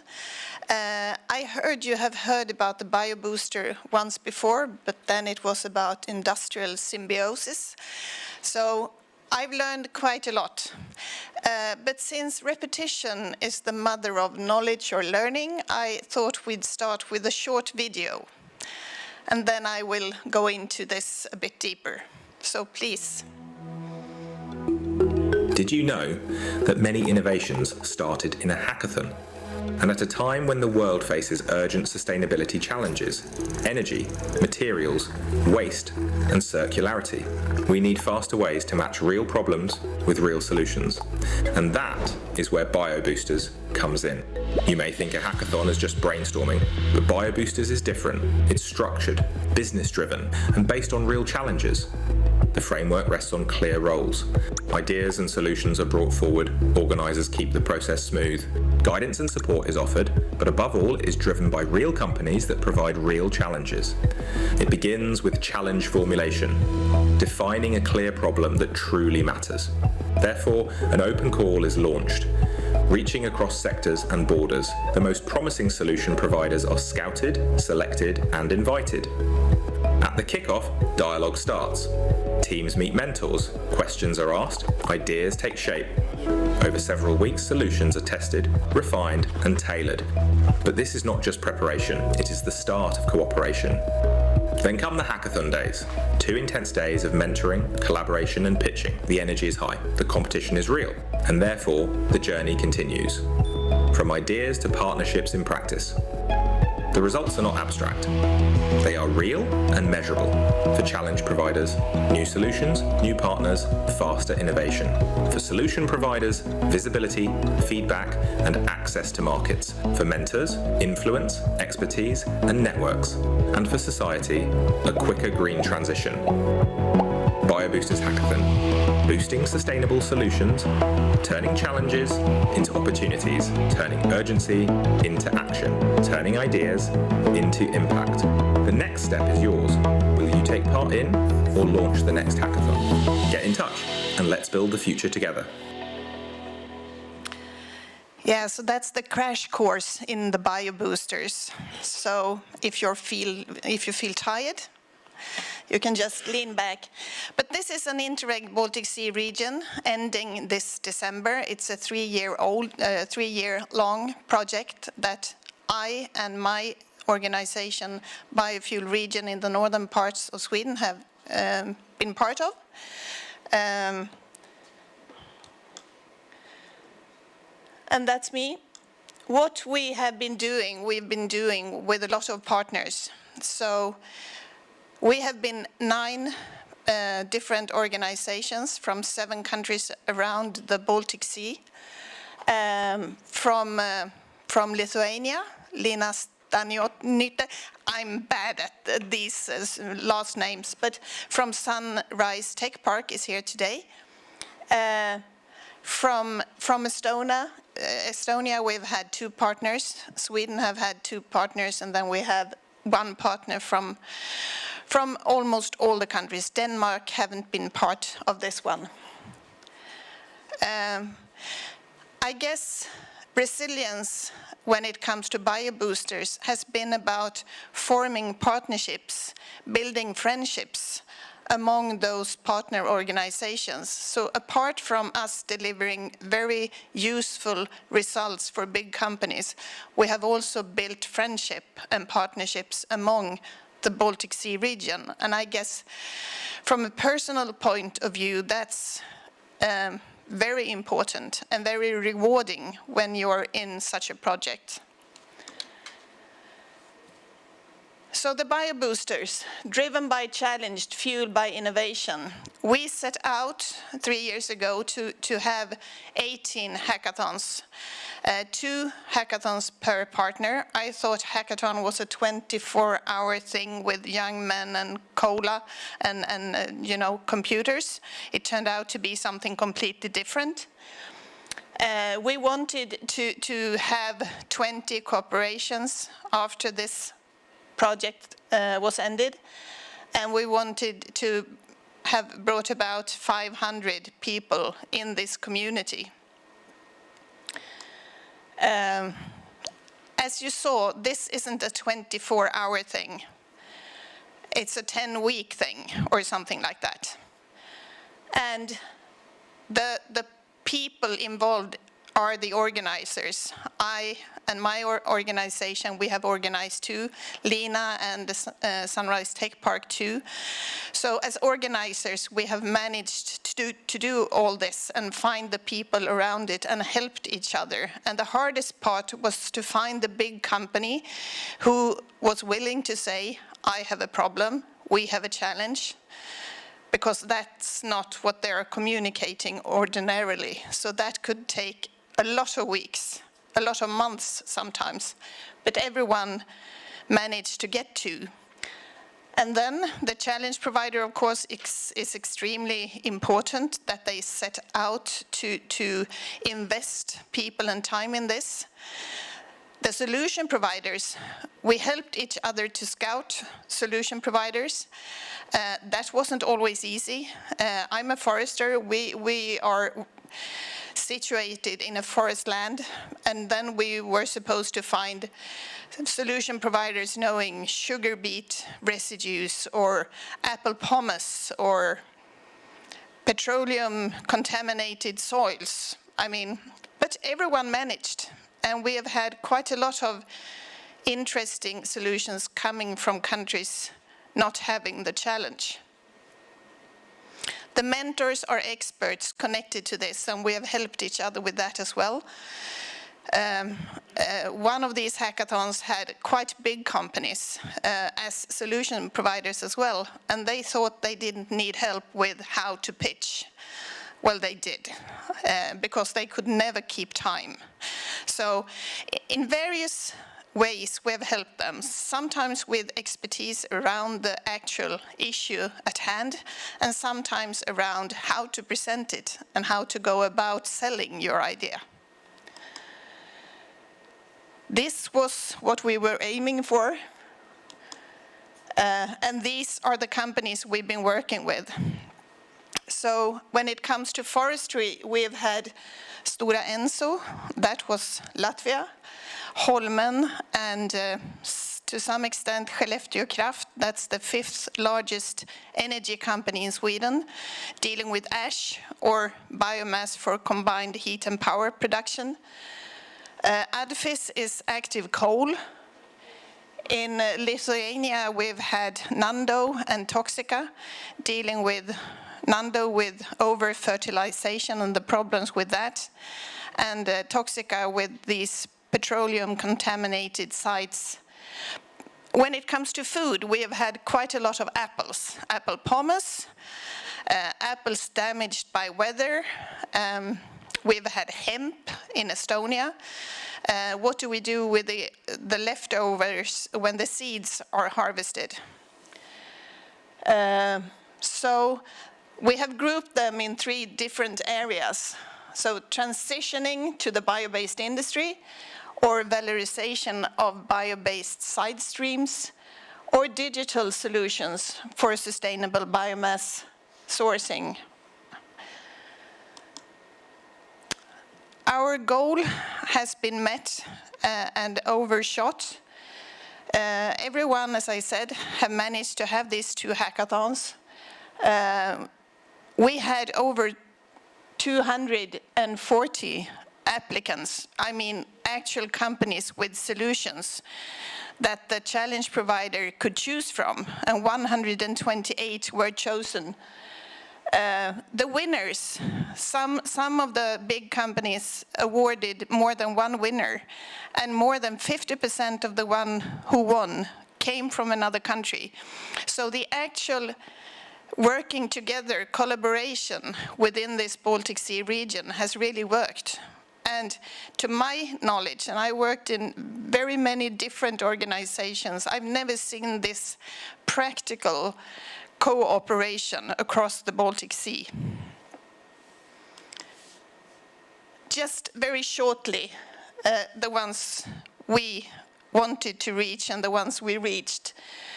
SMEs and research were the ones that had solutions to the problem. And they were also the ones that were chosen primarily. The big company stated whether they wanted far-fetched research ideas or very concrete on-the-shelf solutions. And they chose differently. But quite often you could find a practical commercial service from one branch being implemented in another branch. So that was quite new. These are the ones we have been, or if you want to see the division between countries.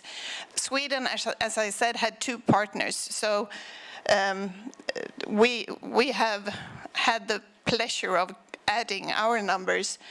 But we have had quite a lot of winners from the Baltic Sea region, of course, but even from other countries, because the word got out there, and we got applicants from India and from Belgium and from other places as well. It was 1 African country as well who applied. So it's been a fairly good distribution among the wins.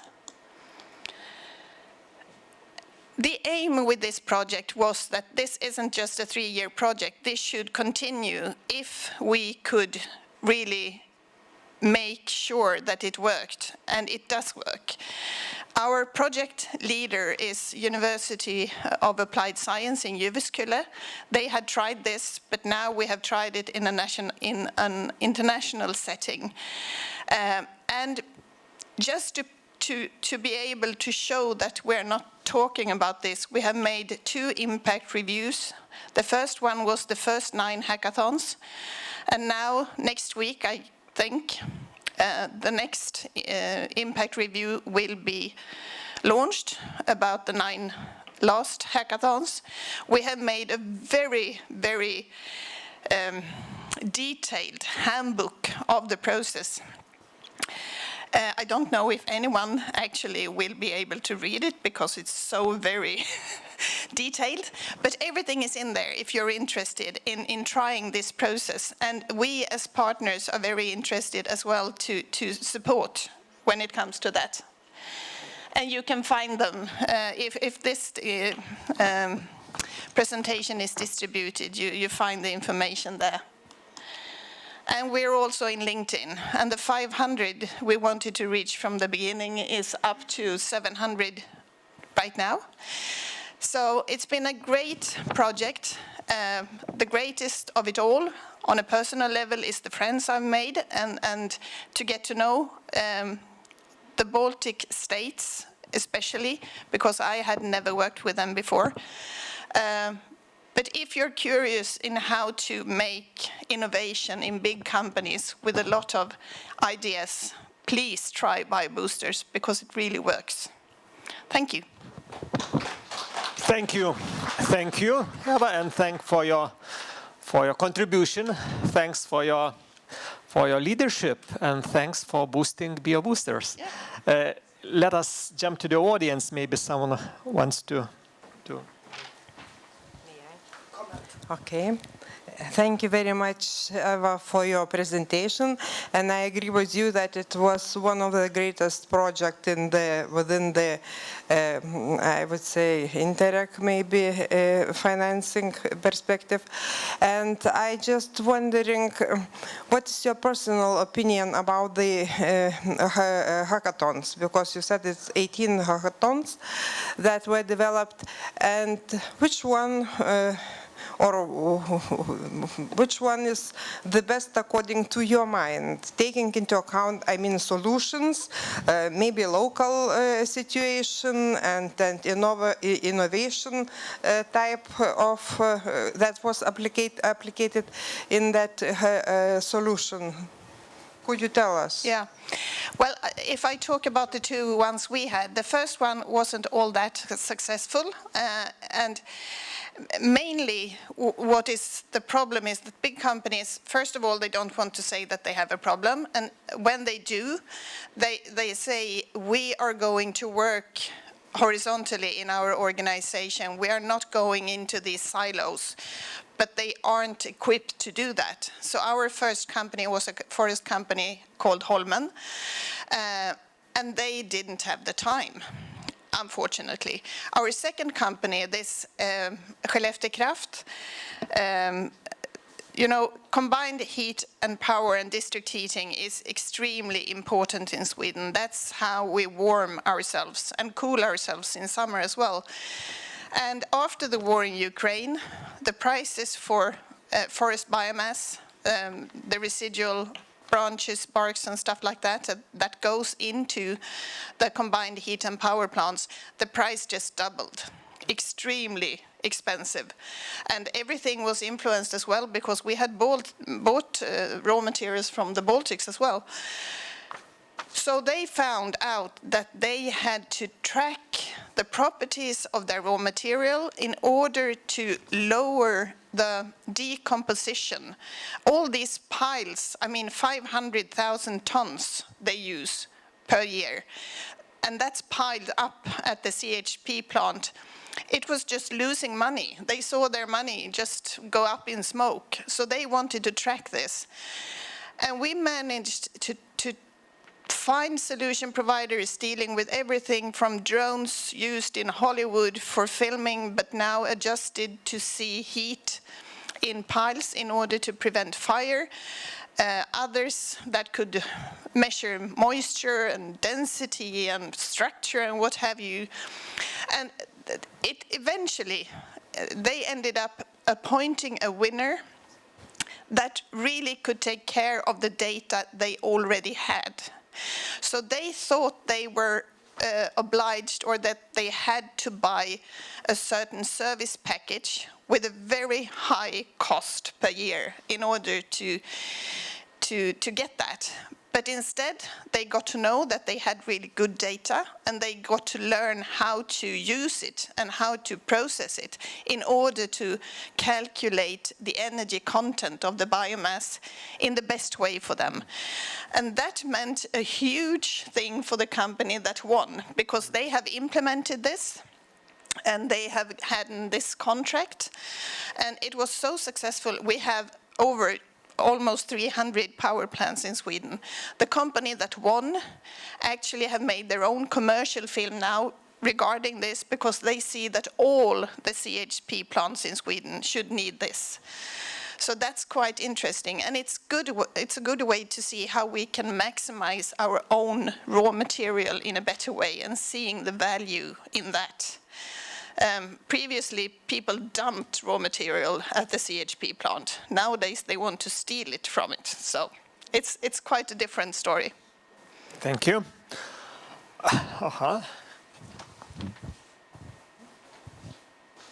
So thank you very much for your important and very interesting presentation. I would also like to ask a question in regards with the 18 hackathons that you have already arranged during the recent years. So who are the main users of those pitches, of those recommendations of those hackathons? Private companies or politicians or policymakers or rural communities? Who are the main users? The main users are the big companies. Those were the ones we were targeting, because if you turn to this Skellefteå Kraft, that CHP plant I told you about, is municipally owned and therefore has to comply with public procurement. So we had quite a lot of discussions how to do this in order not to discriminate the ones that were there in the coming procurement. So that's a totally separate area that you have to keep in mind. But it was the companies, and we wanted to have the big companies because in order to attract the solutions, you have to promise something. And the potential of getting a contract with a big company was interesting for a lot of these small and medium-sized companies and startups. So that's one way of answering it. Then we can see the cultural questions around the Baltic Sea. So when it comes to, in my way, or as I have perceived it anyway, for the Polish partners, it's extremely important to make presentations materials that appeal to the politicians and the governance. There's a saying in our group that it's a Polish way and it's a Northern Scandinavian way. And the Northern Scandinavian way is not for politicians. So we have different types of communication cultures. And we have tried to address that in the project. And I don't know really why that is, but it's our differences as countries. But we have learned to understand that. From the beginning, we didn't. But now we can laugh at it and just see that we're different. And that's okay. Thank you so much. Thank you for promoting collaboration. Thanks. And let's take your seat. After the last presentation, we will come to the broader panel discussion. Bičiuliai, leiskit vėl sugrįžti į gimtąją. Now I would like to welcome to the stage Dr. Eugenia Bakšienė. She is the head researcher of the Voki branch of the Institute of Agriculture, the Lithuanian Research Center for Agriculture and Forestry. And she is going to speak about lake silt. And actually scientists call it sapropel. So she will speak about sapropel deposits and their applications for soil improvement. Eugenia, the floor is yours. Hello, my name is Eugenia. And today I would like to tell you about something that can lead the world to the sustainable future. Well, and I'm going to speak about lake silt. Nonetheless, we have switched to the term sapropel of Greek origin. Sapropel deposits form in freshwater lakes.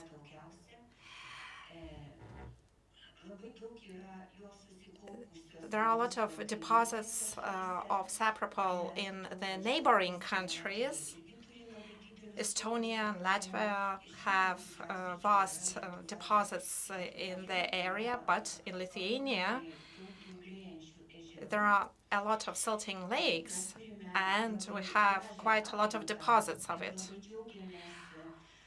We enjoy our wonderful landscapes. We have different national parks in Samogitia, in Trakai. There are a lot of freshwater lakes there. There are 2,850 lakes larger than 0.5 hectares in Lithuania. And there are 3,150 lakes that are smaller than 0.5 hectares. To preserve the beauty of our nature, we shall make sure that these lakes are not silted, and we need to preserve them for the future generations. Nonetheless, in Lithuania, the lakes are becoming increasingly the areas that look like this on the slide. We can, of course, connect this to climate change and climate warming. Nonetheless, lake eutrophization has been there for all times, and even in the Lithuanian history, it is said that Lithuania was a swamp country. And recently, climate warming has been contributing to this, and this process has become more prominent. Nonetheless, we can save our lakes. The chemical composition of sapropel is very diverse. It has micro components, different acids, including humic, amino acids, and all these components can be used not only for fertilization. Sapropel has been proven to be a good component in construction materials, in cosmetic, in medicine. Well, there are mud baths, for example. And if this was a mud bath that included sapropel, it must have been very effective. Whether the lake is silty or not depends on its area.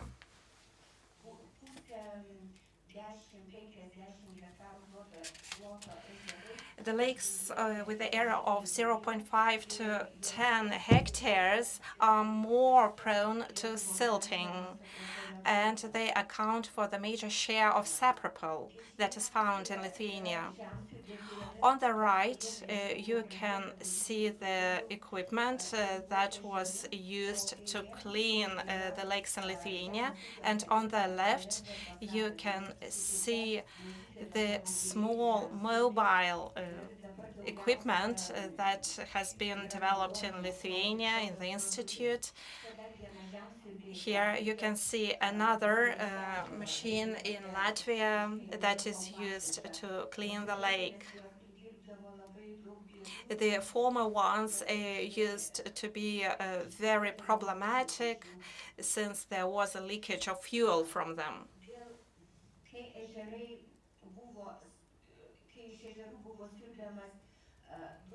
When silt was pumped out of lakes,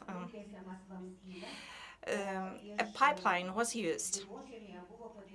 And within the soil, special preparations were made to direct the silt for drying. The major issue with sapropel is a high moisture content.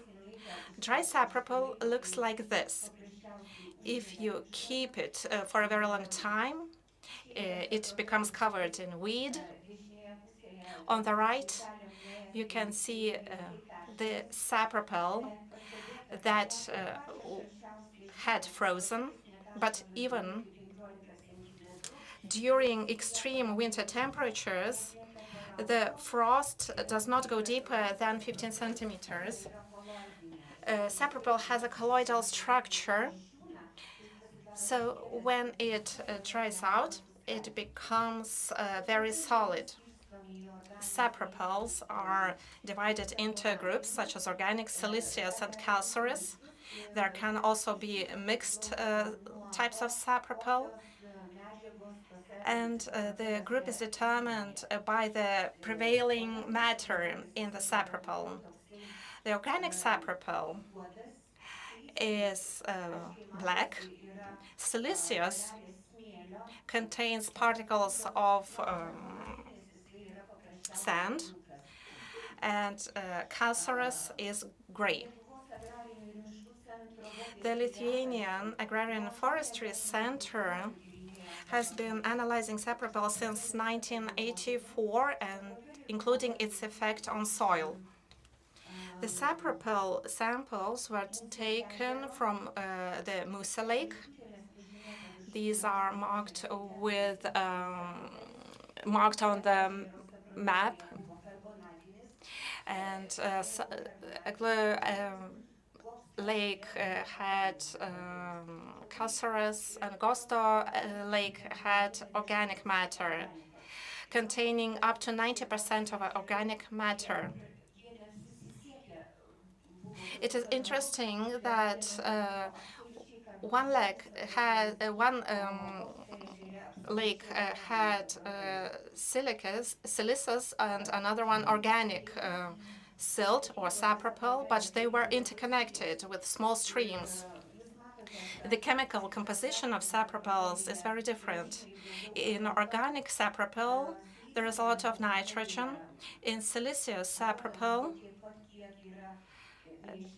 the nitrogen content is equal to the manure, while in the carbonate sapropel, there is more calcium. Sapropel has considerable effect on soil. We have been analyzing sapropel for 3 decades. The white column reflects the acidity of the sample, and the last column reflects the acidity at the end of the 3-decade period. You can see the variation of the pH of the soil. It has virtually remained the same. Different types of sapropels have different influence on soil and its preservation.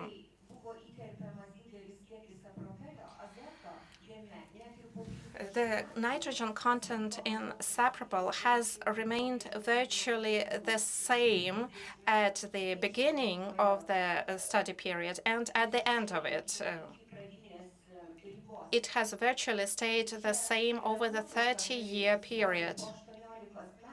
And here you see the picture after 3 crop rotations, 18 years later. And there were pieces of sapropel that were preserved. You see the gray matter that has remained within 18-year period. Sapropel also contains humus matter. And when sapropel was introduced into the soil, this matter stayed within the soil. I'm not going to speak much about potassium and phosphorus since sapropel did not contain much of it.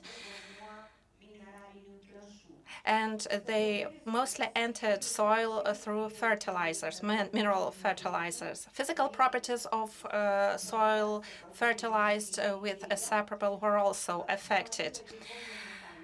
The density of soil decreased. The overall and aerational porosity of sapropel increased. In terms of formation of sapropel, it takes place under anaerobic conditions, and not that many micromycetes were found. Micromycetes, they destroy cellulose. But there were bacteria such as aspergillus, which are not very beneficial and are formed in anaerobic conditions. When they enter the soil, they stay in their initial form. But 4 years later, more microfungi appear in soil, and they continue to increase, in particular after soil is fertilized with a siliceous sapropel. And a few years later, there was the whole spectrum of micromycetes in the soil, which shows that the soil biological properties have changed considerably. When I speak about sapropel, I used to get the following question. Okay, we retrieve sapropel from lake, pour it on the bank of the lake, and the nutritious elements are leaked back into the groundwaters and return into the lake.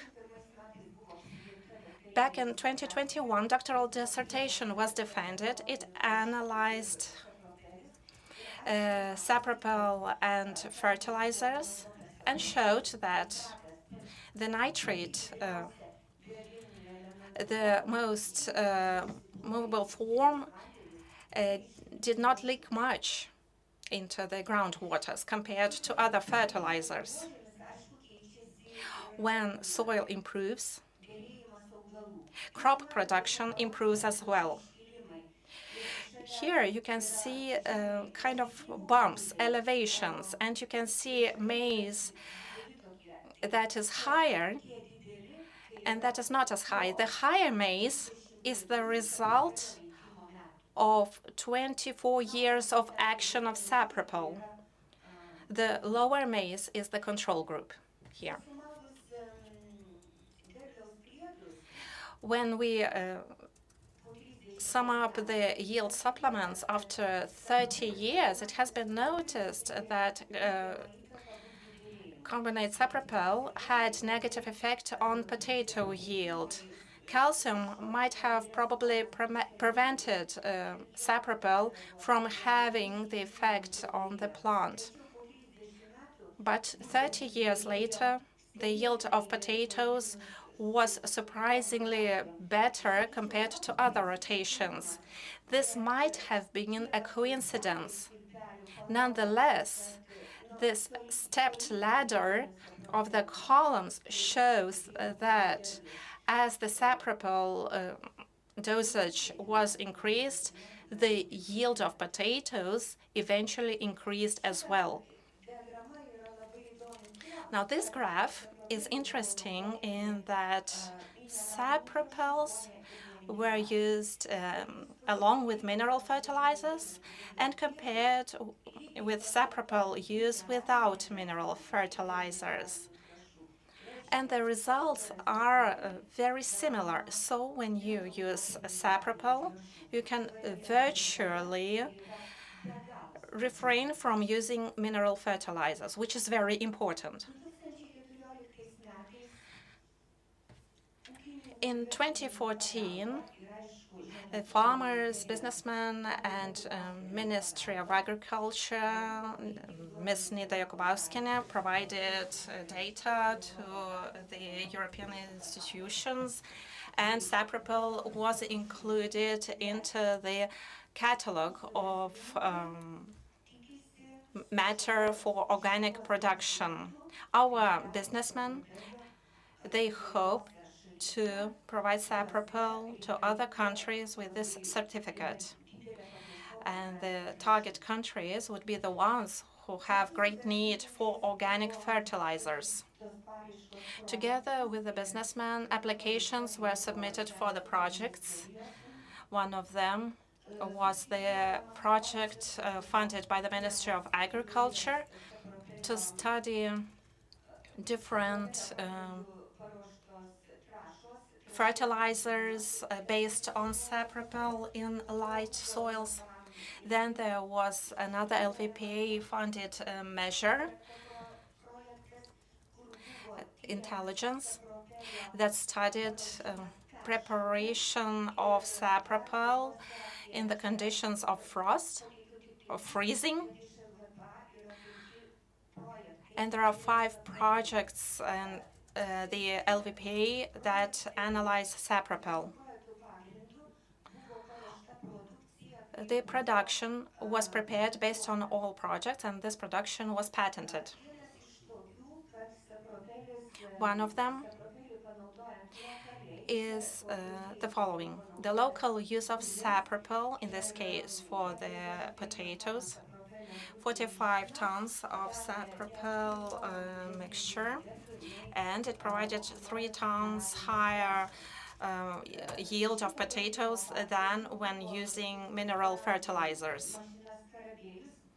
The special machine was created, Scarabeus.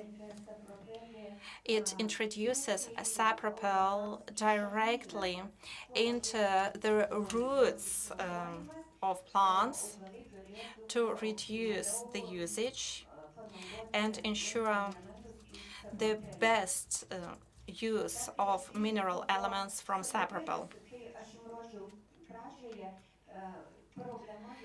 The main issue with sapropel is high moisture content. So, freezing of sapropel at the Ignitis company was designed. There was the study implemented. So, this machine sprayed out dry sapropel, and it can be used using the fertilizer sprayer in the fields. Then there was idea to come up with this machine. At first, it was used in completely sandy conditions, including Spain, and tested there.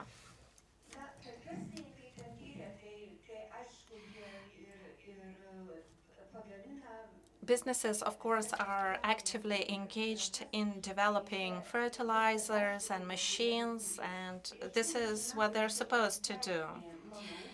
A few decades ago, I published an article that recommended the farmers the following.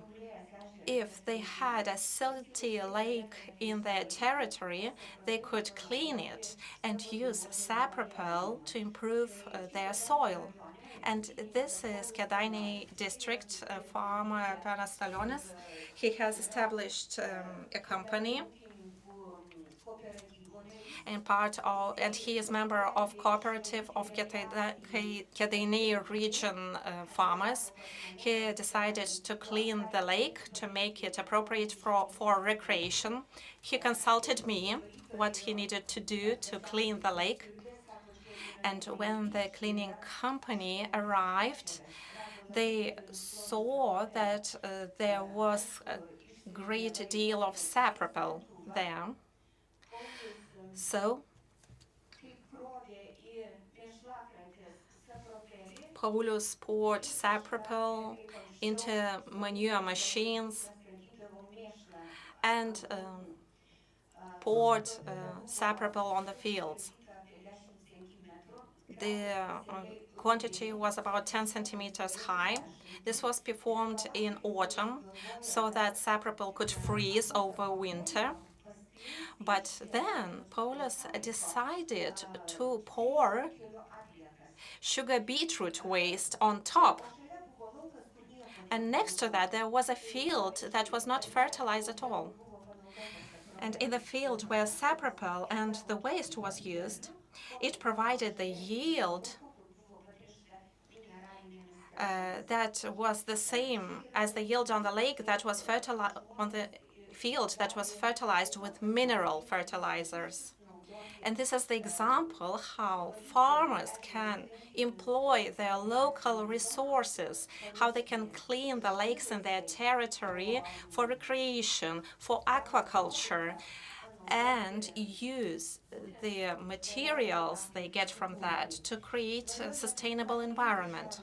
Sustainable environment is not only a clean lake, but also healthy soil, because healthy soil gives you healthy food, healthy product.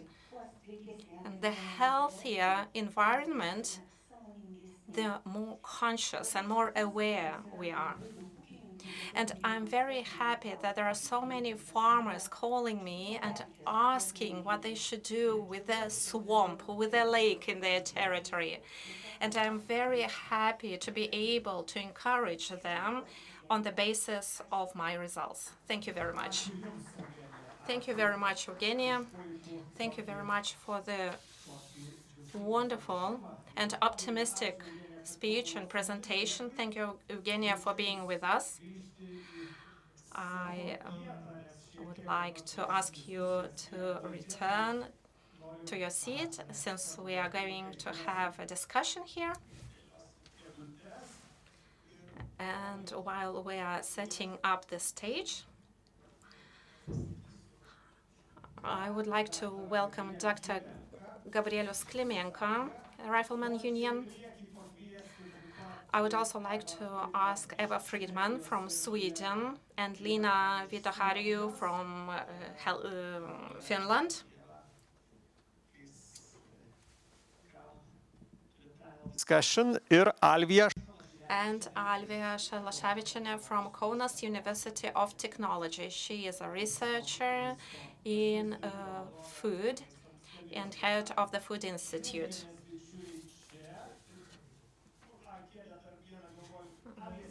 We still need one chair.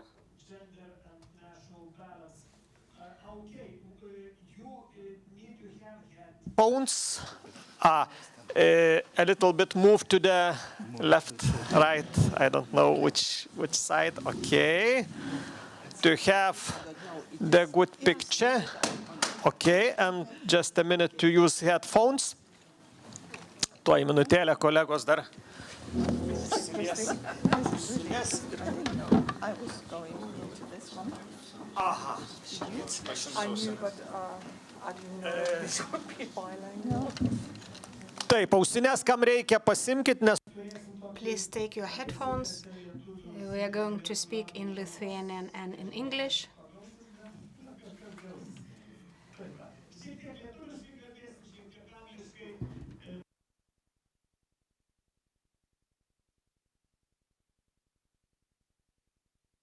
I hope you have got your headphones and you are ready, and we can start our discussion. If you raise your hand during the discussion, it means that I should pass the microphone to you, so feel free to raise your hands. Let's make the discussion interactive. React if you feel like. Participate in our discussion, and since today we're talking about two categories. First is community, integrality, and the second category is resilience, preparedness for crisis, for extreme situations. Let's differentiate between them. If we're talking about our level of community, how would you evaluate this on the scale from 0 to 10? Are we very much integrated into communities? Then give it a 10. Or if we are not such a strong community, give it 1. Do you think we are scaling 10, 9, 8, 7, 6, 5? So the audience would vote for 5 to 6. What about resilience? 10. Do you think we are very resilient? 9, 8, 7, 6, 5, 4. Okay. I got the feeling, I think our average is lower. Maybe 6 for resilience and 7 for community. That's my impression, at least. Gabrielius, would you agree with the audience that we are 6.5 generally in terms of our preparedness, resilience, and our sense of community? Well, I think I would be more optimistic. I would say 7 or 8 or even 9. You mean our preparedness? Well, I'm an optimist. I believe in people. Where does your optimism stem from? Well, my social circle is, people who are getting prepared. Maybe my data is not precise, but I'm just telling you what I see in my life. I'm quite happy with what I see. Many people are prepared in one way or another. If someone is not prepared, well, it's themselves to blame. Alvia, what is your assessment?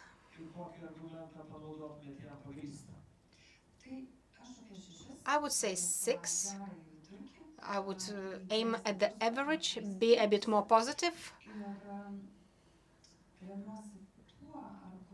And why? We see the increase from 4 to 6. And I'm also considering the academia. I see how the academia reacts. I also take into account the economic and academic situation in Europe. And also I keep in mind the word competitiveness. On the one hand, competitiveness lets us have a larger share of the pie. On the other hand, it forces us to be isolated. Then we lose the sense of community, we lose the connection, and then we lose the entire resilience. So to sum up, we need to consider the advantages of competitiveness and the shortcomings of competitiveness in the ever-changing situation of today. Yes, but, you know, speaking of competitiveness, the market, capitalism, the market is the engine for our development. And most probably we will live to see the end of the world rather than the end of capitalism. But as you say, it is connected to both challenges and advantages. Maybe competitiveness may be related to lack of cooperation. Okay, thank you. Now I am moving to our guests from Sweden and Finland. You put on our resilience and collaboration and cooperation and community level? Just reflecting, I'm living in a small village. I have a very strong community there. Everything is working. We have enough food to feed more people than our village. The people living in urban areas have a totally different situation. I can say that the awareness of these issues are not that high in Sweden. We are not discussing it the way I've heard you discuss this today. I guess global trade has made us just confident in always finding bananas and avocados and meat from New Zealand and Brazil and what have you, instead of perhaps prioritizing our own moose meat and reindeer and other game that we have. In my part of Sweden, we have 1% agricultural land. 1%. Most of it is not used. It's just being, they slash it to get the subsidiaries from the EU. This is being discussed. But in order to use it, we would need to cut down some forest to build barns and stuff like that. But if we do that, we cannot sell the milk and we cannot sell the trees due to the deforestation regulation. So quite a lot of what is happening, as I see it, is an alienation between city and rural, where cities see it very ethical to preserve the forest and go for soy as vegetarians. And on the other hand, in the rural areas, they eat the meat, they pick the berries, they live from what is there and find that quite sustainable. So to get this discussion within the society, that we perhaps need to understand the global situation a bit more. It's not always open from 7 to 24 a day, the stores. But the perception of that is not there, not in Sweden. Okay, interesting discussion. Oh, okay, please comment your view.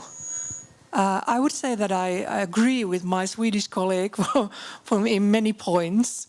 I also see a gap between rural and urban surroundings in Finland, that there are different kind of aspects to this question.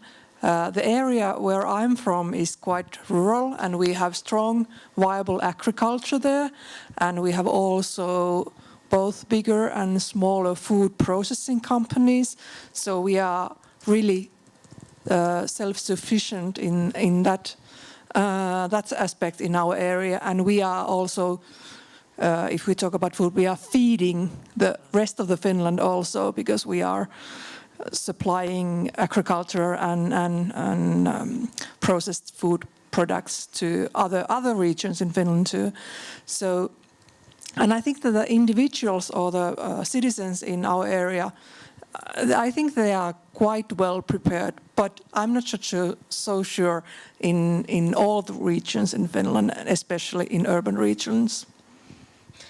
In some rural areas, as we have community strong, we are really more secure than in the big cities where the less integrated audience. But ladies and gentlemen, is it possible? Because as I thinking about these tendencies, we speak to be more resilient. We need to back to the villages, to back to more integrated globally. Less international, how to say, prekyba, trade, international trade. And is it possible, ladies, to back gin to the bottle? I think it's impossible, because trends is so strong. Globally trends and international trade, globalization. Is it possible now to say to someone, okay, go back to the village, grow potatoes, spinatos, and so on?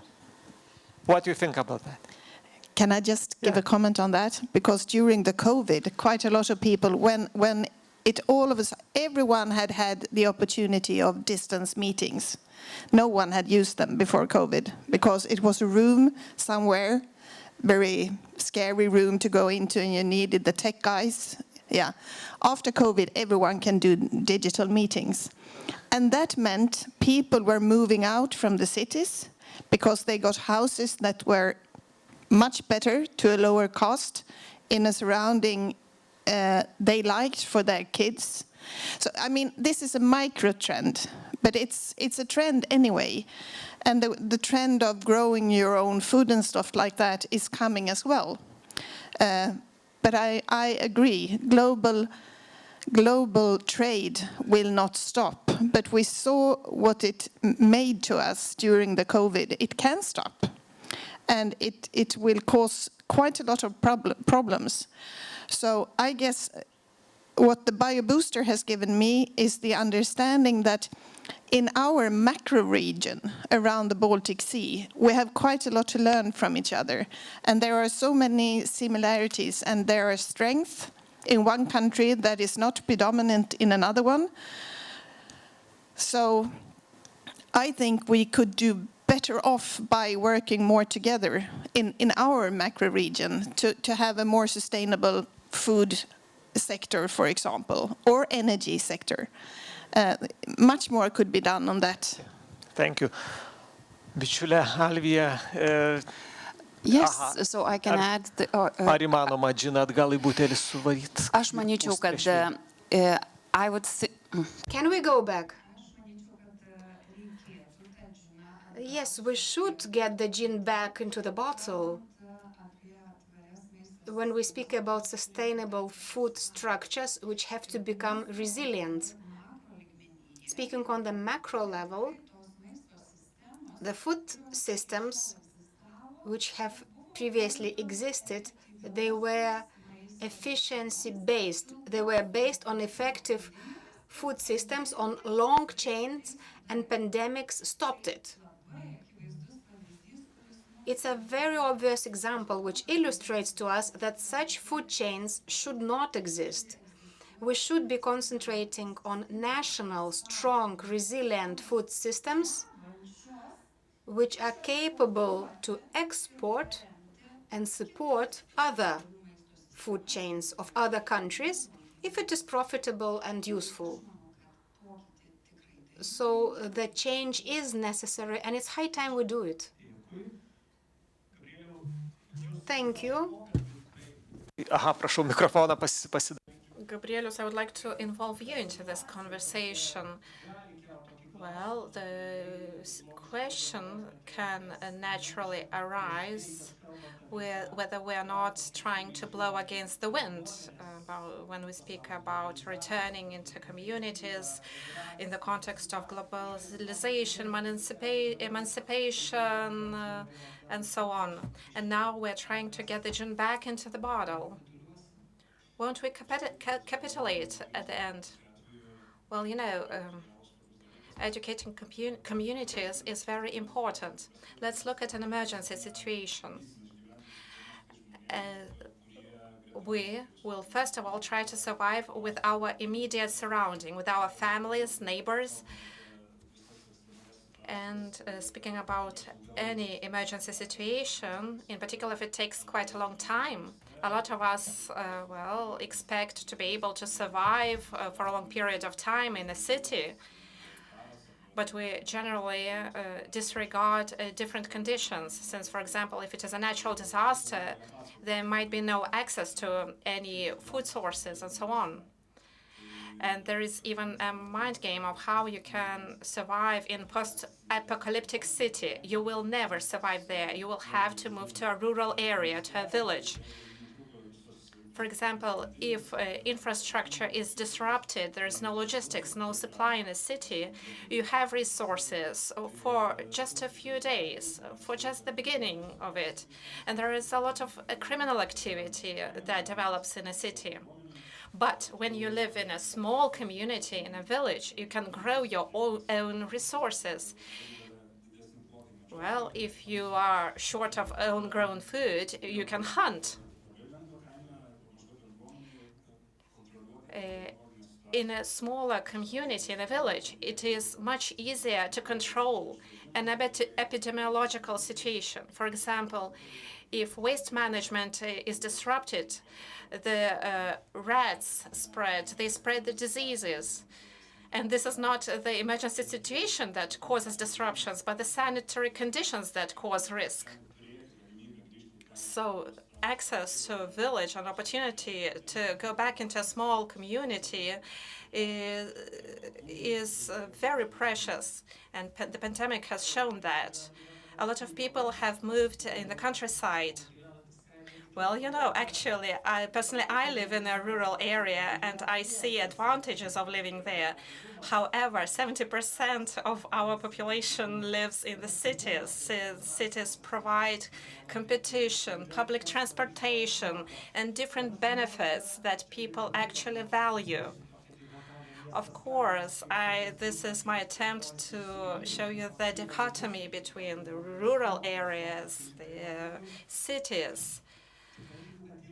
I truly believe that we do need community. We need to reestablish our connection with each other. A lot of young people spend so much time in virtual environments, but do not have a single friend, a real friend, that they can speak to. Well, if any of you have any questions, if you would like to challenge us, raise your hand and join our small discussion. Since we're speaking about increasing resilience and the sense of community, we need to speak about where we should start. We had a presentation on hackathons, and I think it is a very good philosophy when science, business, communities connect with each other.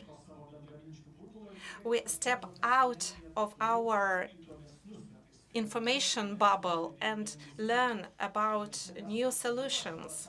But are we ready today to enter into this connection, since we are so much used to living inside our own bubbles? and we tend to see others beyond it as a threat. Well, honestly, I would like to continue with this topic and just speak about a few errors that we make on a daily basis, both in the academia and in our daily lives. I would like to give you a very simple example. When I returned from the protein conference in Amsterdam, I brought a very interesting message when the cultured meat producer was angry, and he spoke about the contradiction of technology, this competition of technology. And this forms an inadequate mindset within the society. And the question is whether we really know how to communicate in the academia, in business, in public. Cellular farming was actually halted in some of the countries as a result of this negative approach, mindset in the public, of failure to agree between the research institutions, authorities, and the public. So today, we need to think about how we communicate with the communities so that we develop this sense of community. And as a researcher, I could add that research and technological innovation should support each other, support the sense of community, and strengthen the resilience of our society. We need to engage in appropriate communication. I fully agree with you. Everything starts with the words that we use to communicate, because what we sow we reap. Indeed, I could agree that proper communication and coordinated communication is very important. Let's speak about the emergency bag. I just chatted with people about their thoughts about the emergency bag. Usually when we hear this topic in the media, there are different concepts used. There's evacuation bag, survival bag, emergency bag that is used. So the emergency bag in Lithuania is, well, in Lithuanian it is translated as a travel bag, and it is associated with something positive. But when we use the term evacuation bag, it associates with Chernobyl or this level of catastrophe. And survival bag is a completely different concept for the Lithuanians. And we have a lot of organizations who speak about the same thing, but use different concepts and different terms to define. The Rifleman Union, the Scouts, the military, the Red Cross, they all use different terms, and there is no coordinated communication. And people start asking questions. Why are you telling me this? Because I heard about something else from another source. So I think that a coordinated and accurate communication is very important.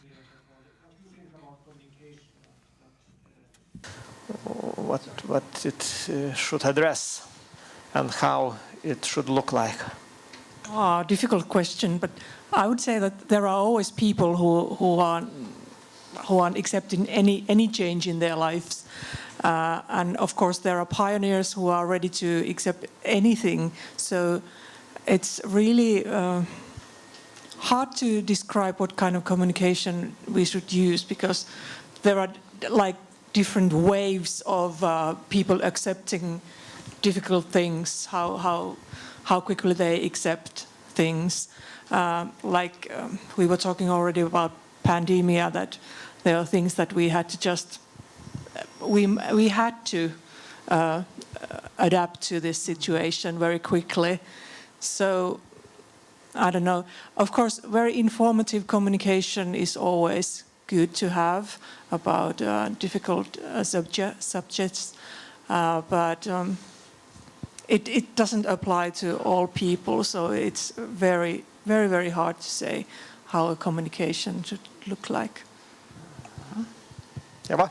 My comment on this is we have a very unsettling discussion about forestry in Sweden and in quite a lot of other countries as well. And we can communicate, me as a forester, as a forest owner, 50% of the Swedish forest is owned by personal people, like private persons like me. We have more female forest owners than female nurses in Sweden. And we are constantly told that we are producing plantage forests, monocultures, where it's not forests at all, according to a lot of people, in Sweden and in the EU. So I've taken it as a mission to bring Europeans to my forest, talk to them about the forest. But I mean, communication and facts, you were talking about disinformation and fake news. This is, to my opinion, what is going on when it comes to forestry. Because people are living, quite a lot of people in the position of decision and policy making are so far from the forest, so they don't remember the Second World War. They don't know how to be cold because they have district heating. So that makes forest an ethical, moral question, more than a survival question. And I could bet you all my money, then if the war came, they would chop down the tree and keep themselves warm. So this is only an opinion you can have when it's not a crisis. And that makes communication quite hard, actually.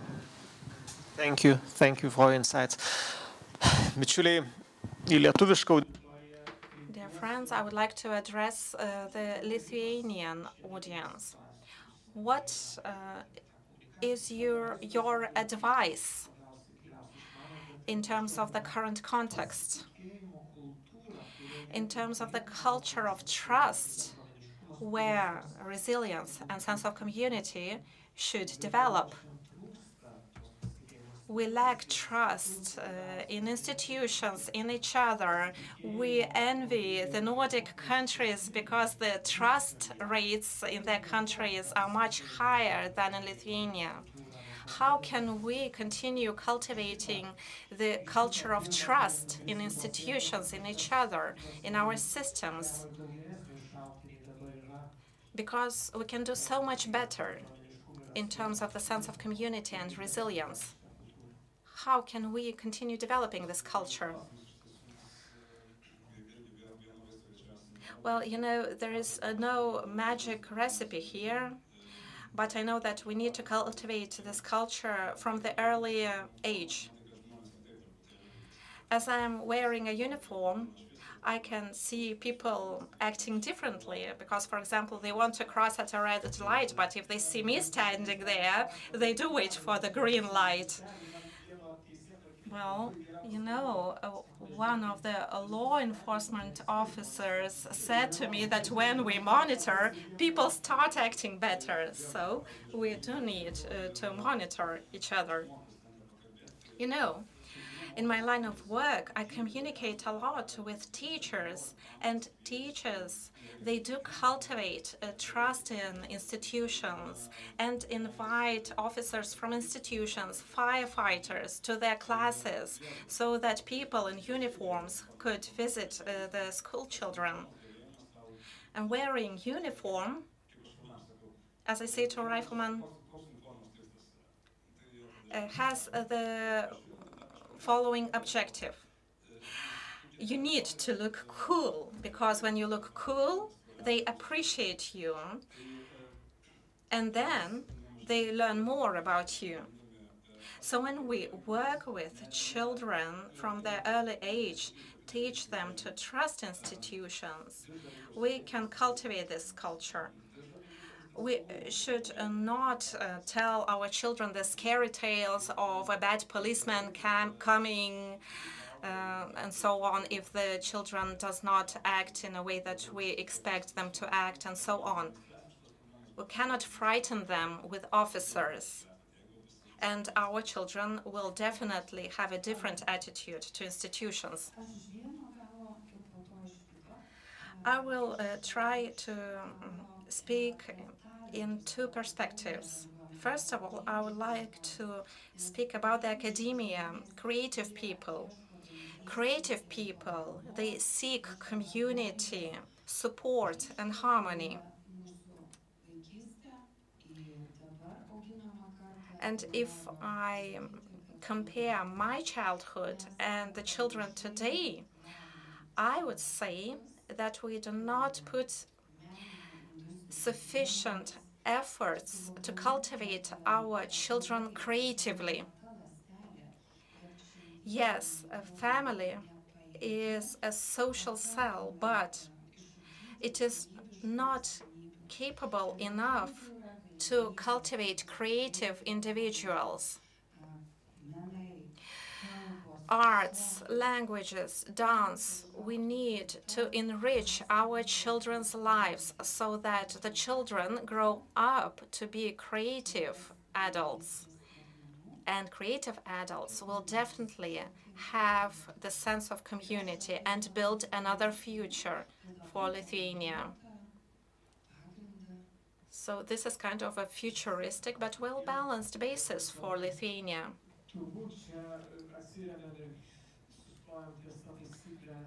So I guess we should follow the rule, think globally, act locally, and we all need to do that when acting on our individual level.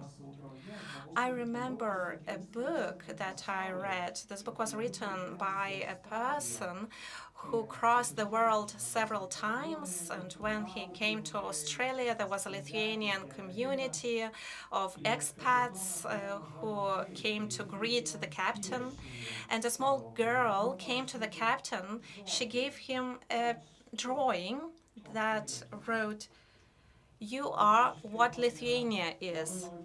These were the words in that picture.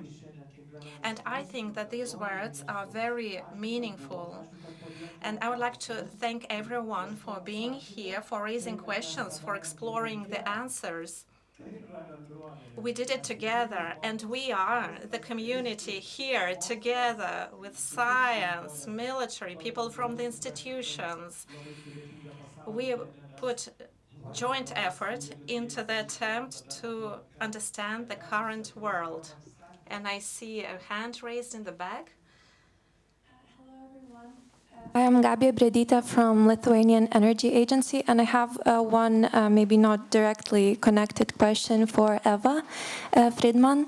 I really enjoyed your comment regarding biomass and how pile monitoring was important for combined power plants. I was just wondering if we're speaking about our region's resilience. In your opinion, what are the main issues regarding biomass use in the future? And do you believe that power-to-heat technologies will be integrated more and more? If we speak about electricity generation from renewables that could be used for heat generation, or will they exist simultaneously together? Thank you.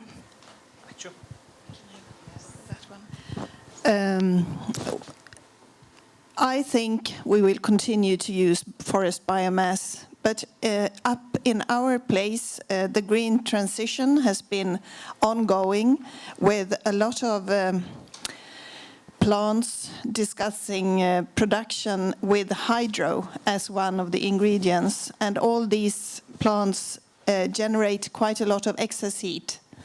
And that excess heat might take some parts that now is heated by forest fuels, but the excess heat cannot be transported, so it's only local. But there will be a production of heat way beyond the need, I guess. I mean, Sweden transitioned from fossil to biomass, so from 90% fossil in the 70s to 90% biomass now, and for some decades. That made us very much more resilient when it comes to energy and the costs, and we didn't emit fossil carbon. I guess since we are forested, up to 70% of the land is forest, we will continue to use it. But the battle for the forest will continue. This day I heard that the church, who owns quite a lot of forest, have added spiritual sustainability into their forest management as well.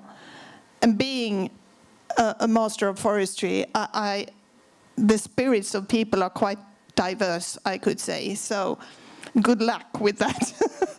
Yeah, just an example of what is going on there. Thank you. Thanks for our guests from different states. Thanks for your coming. Thanks for your contributions, for your time, for your sharing experience, knowledge. Thanks for your being here. Ačiū labai mūsų visiems pranešėjams. I would like to thank all participants of our panel discussion, the audience, the questions that you have asked, and as a moderator, I indeed appreciate the questions that you have asked, the curiosity that you have demonstrated. Well, you know, you can never know all the answers, because people who think that they know all are, well, the most dangerous. But those people who ask questions, they're curious. They explore different areas. You know, a very famous film producer said that over her 92 years of life, she has learned that she knows very little. And I would like to welcome everyone and wish everyone the nice rest of the afternoon and evening, and thank the Ministry of Agriculture for the organization. I would like to ask our broadcast team, our interpreters, for contributing to this event. Thank you very much, and see you next time.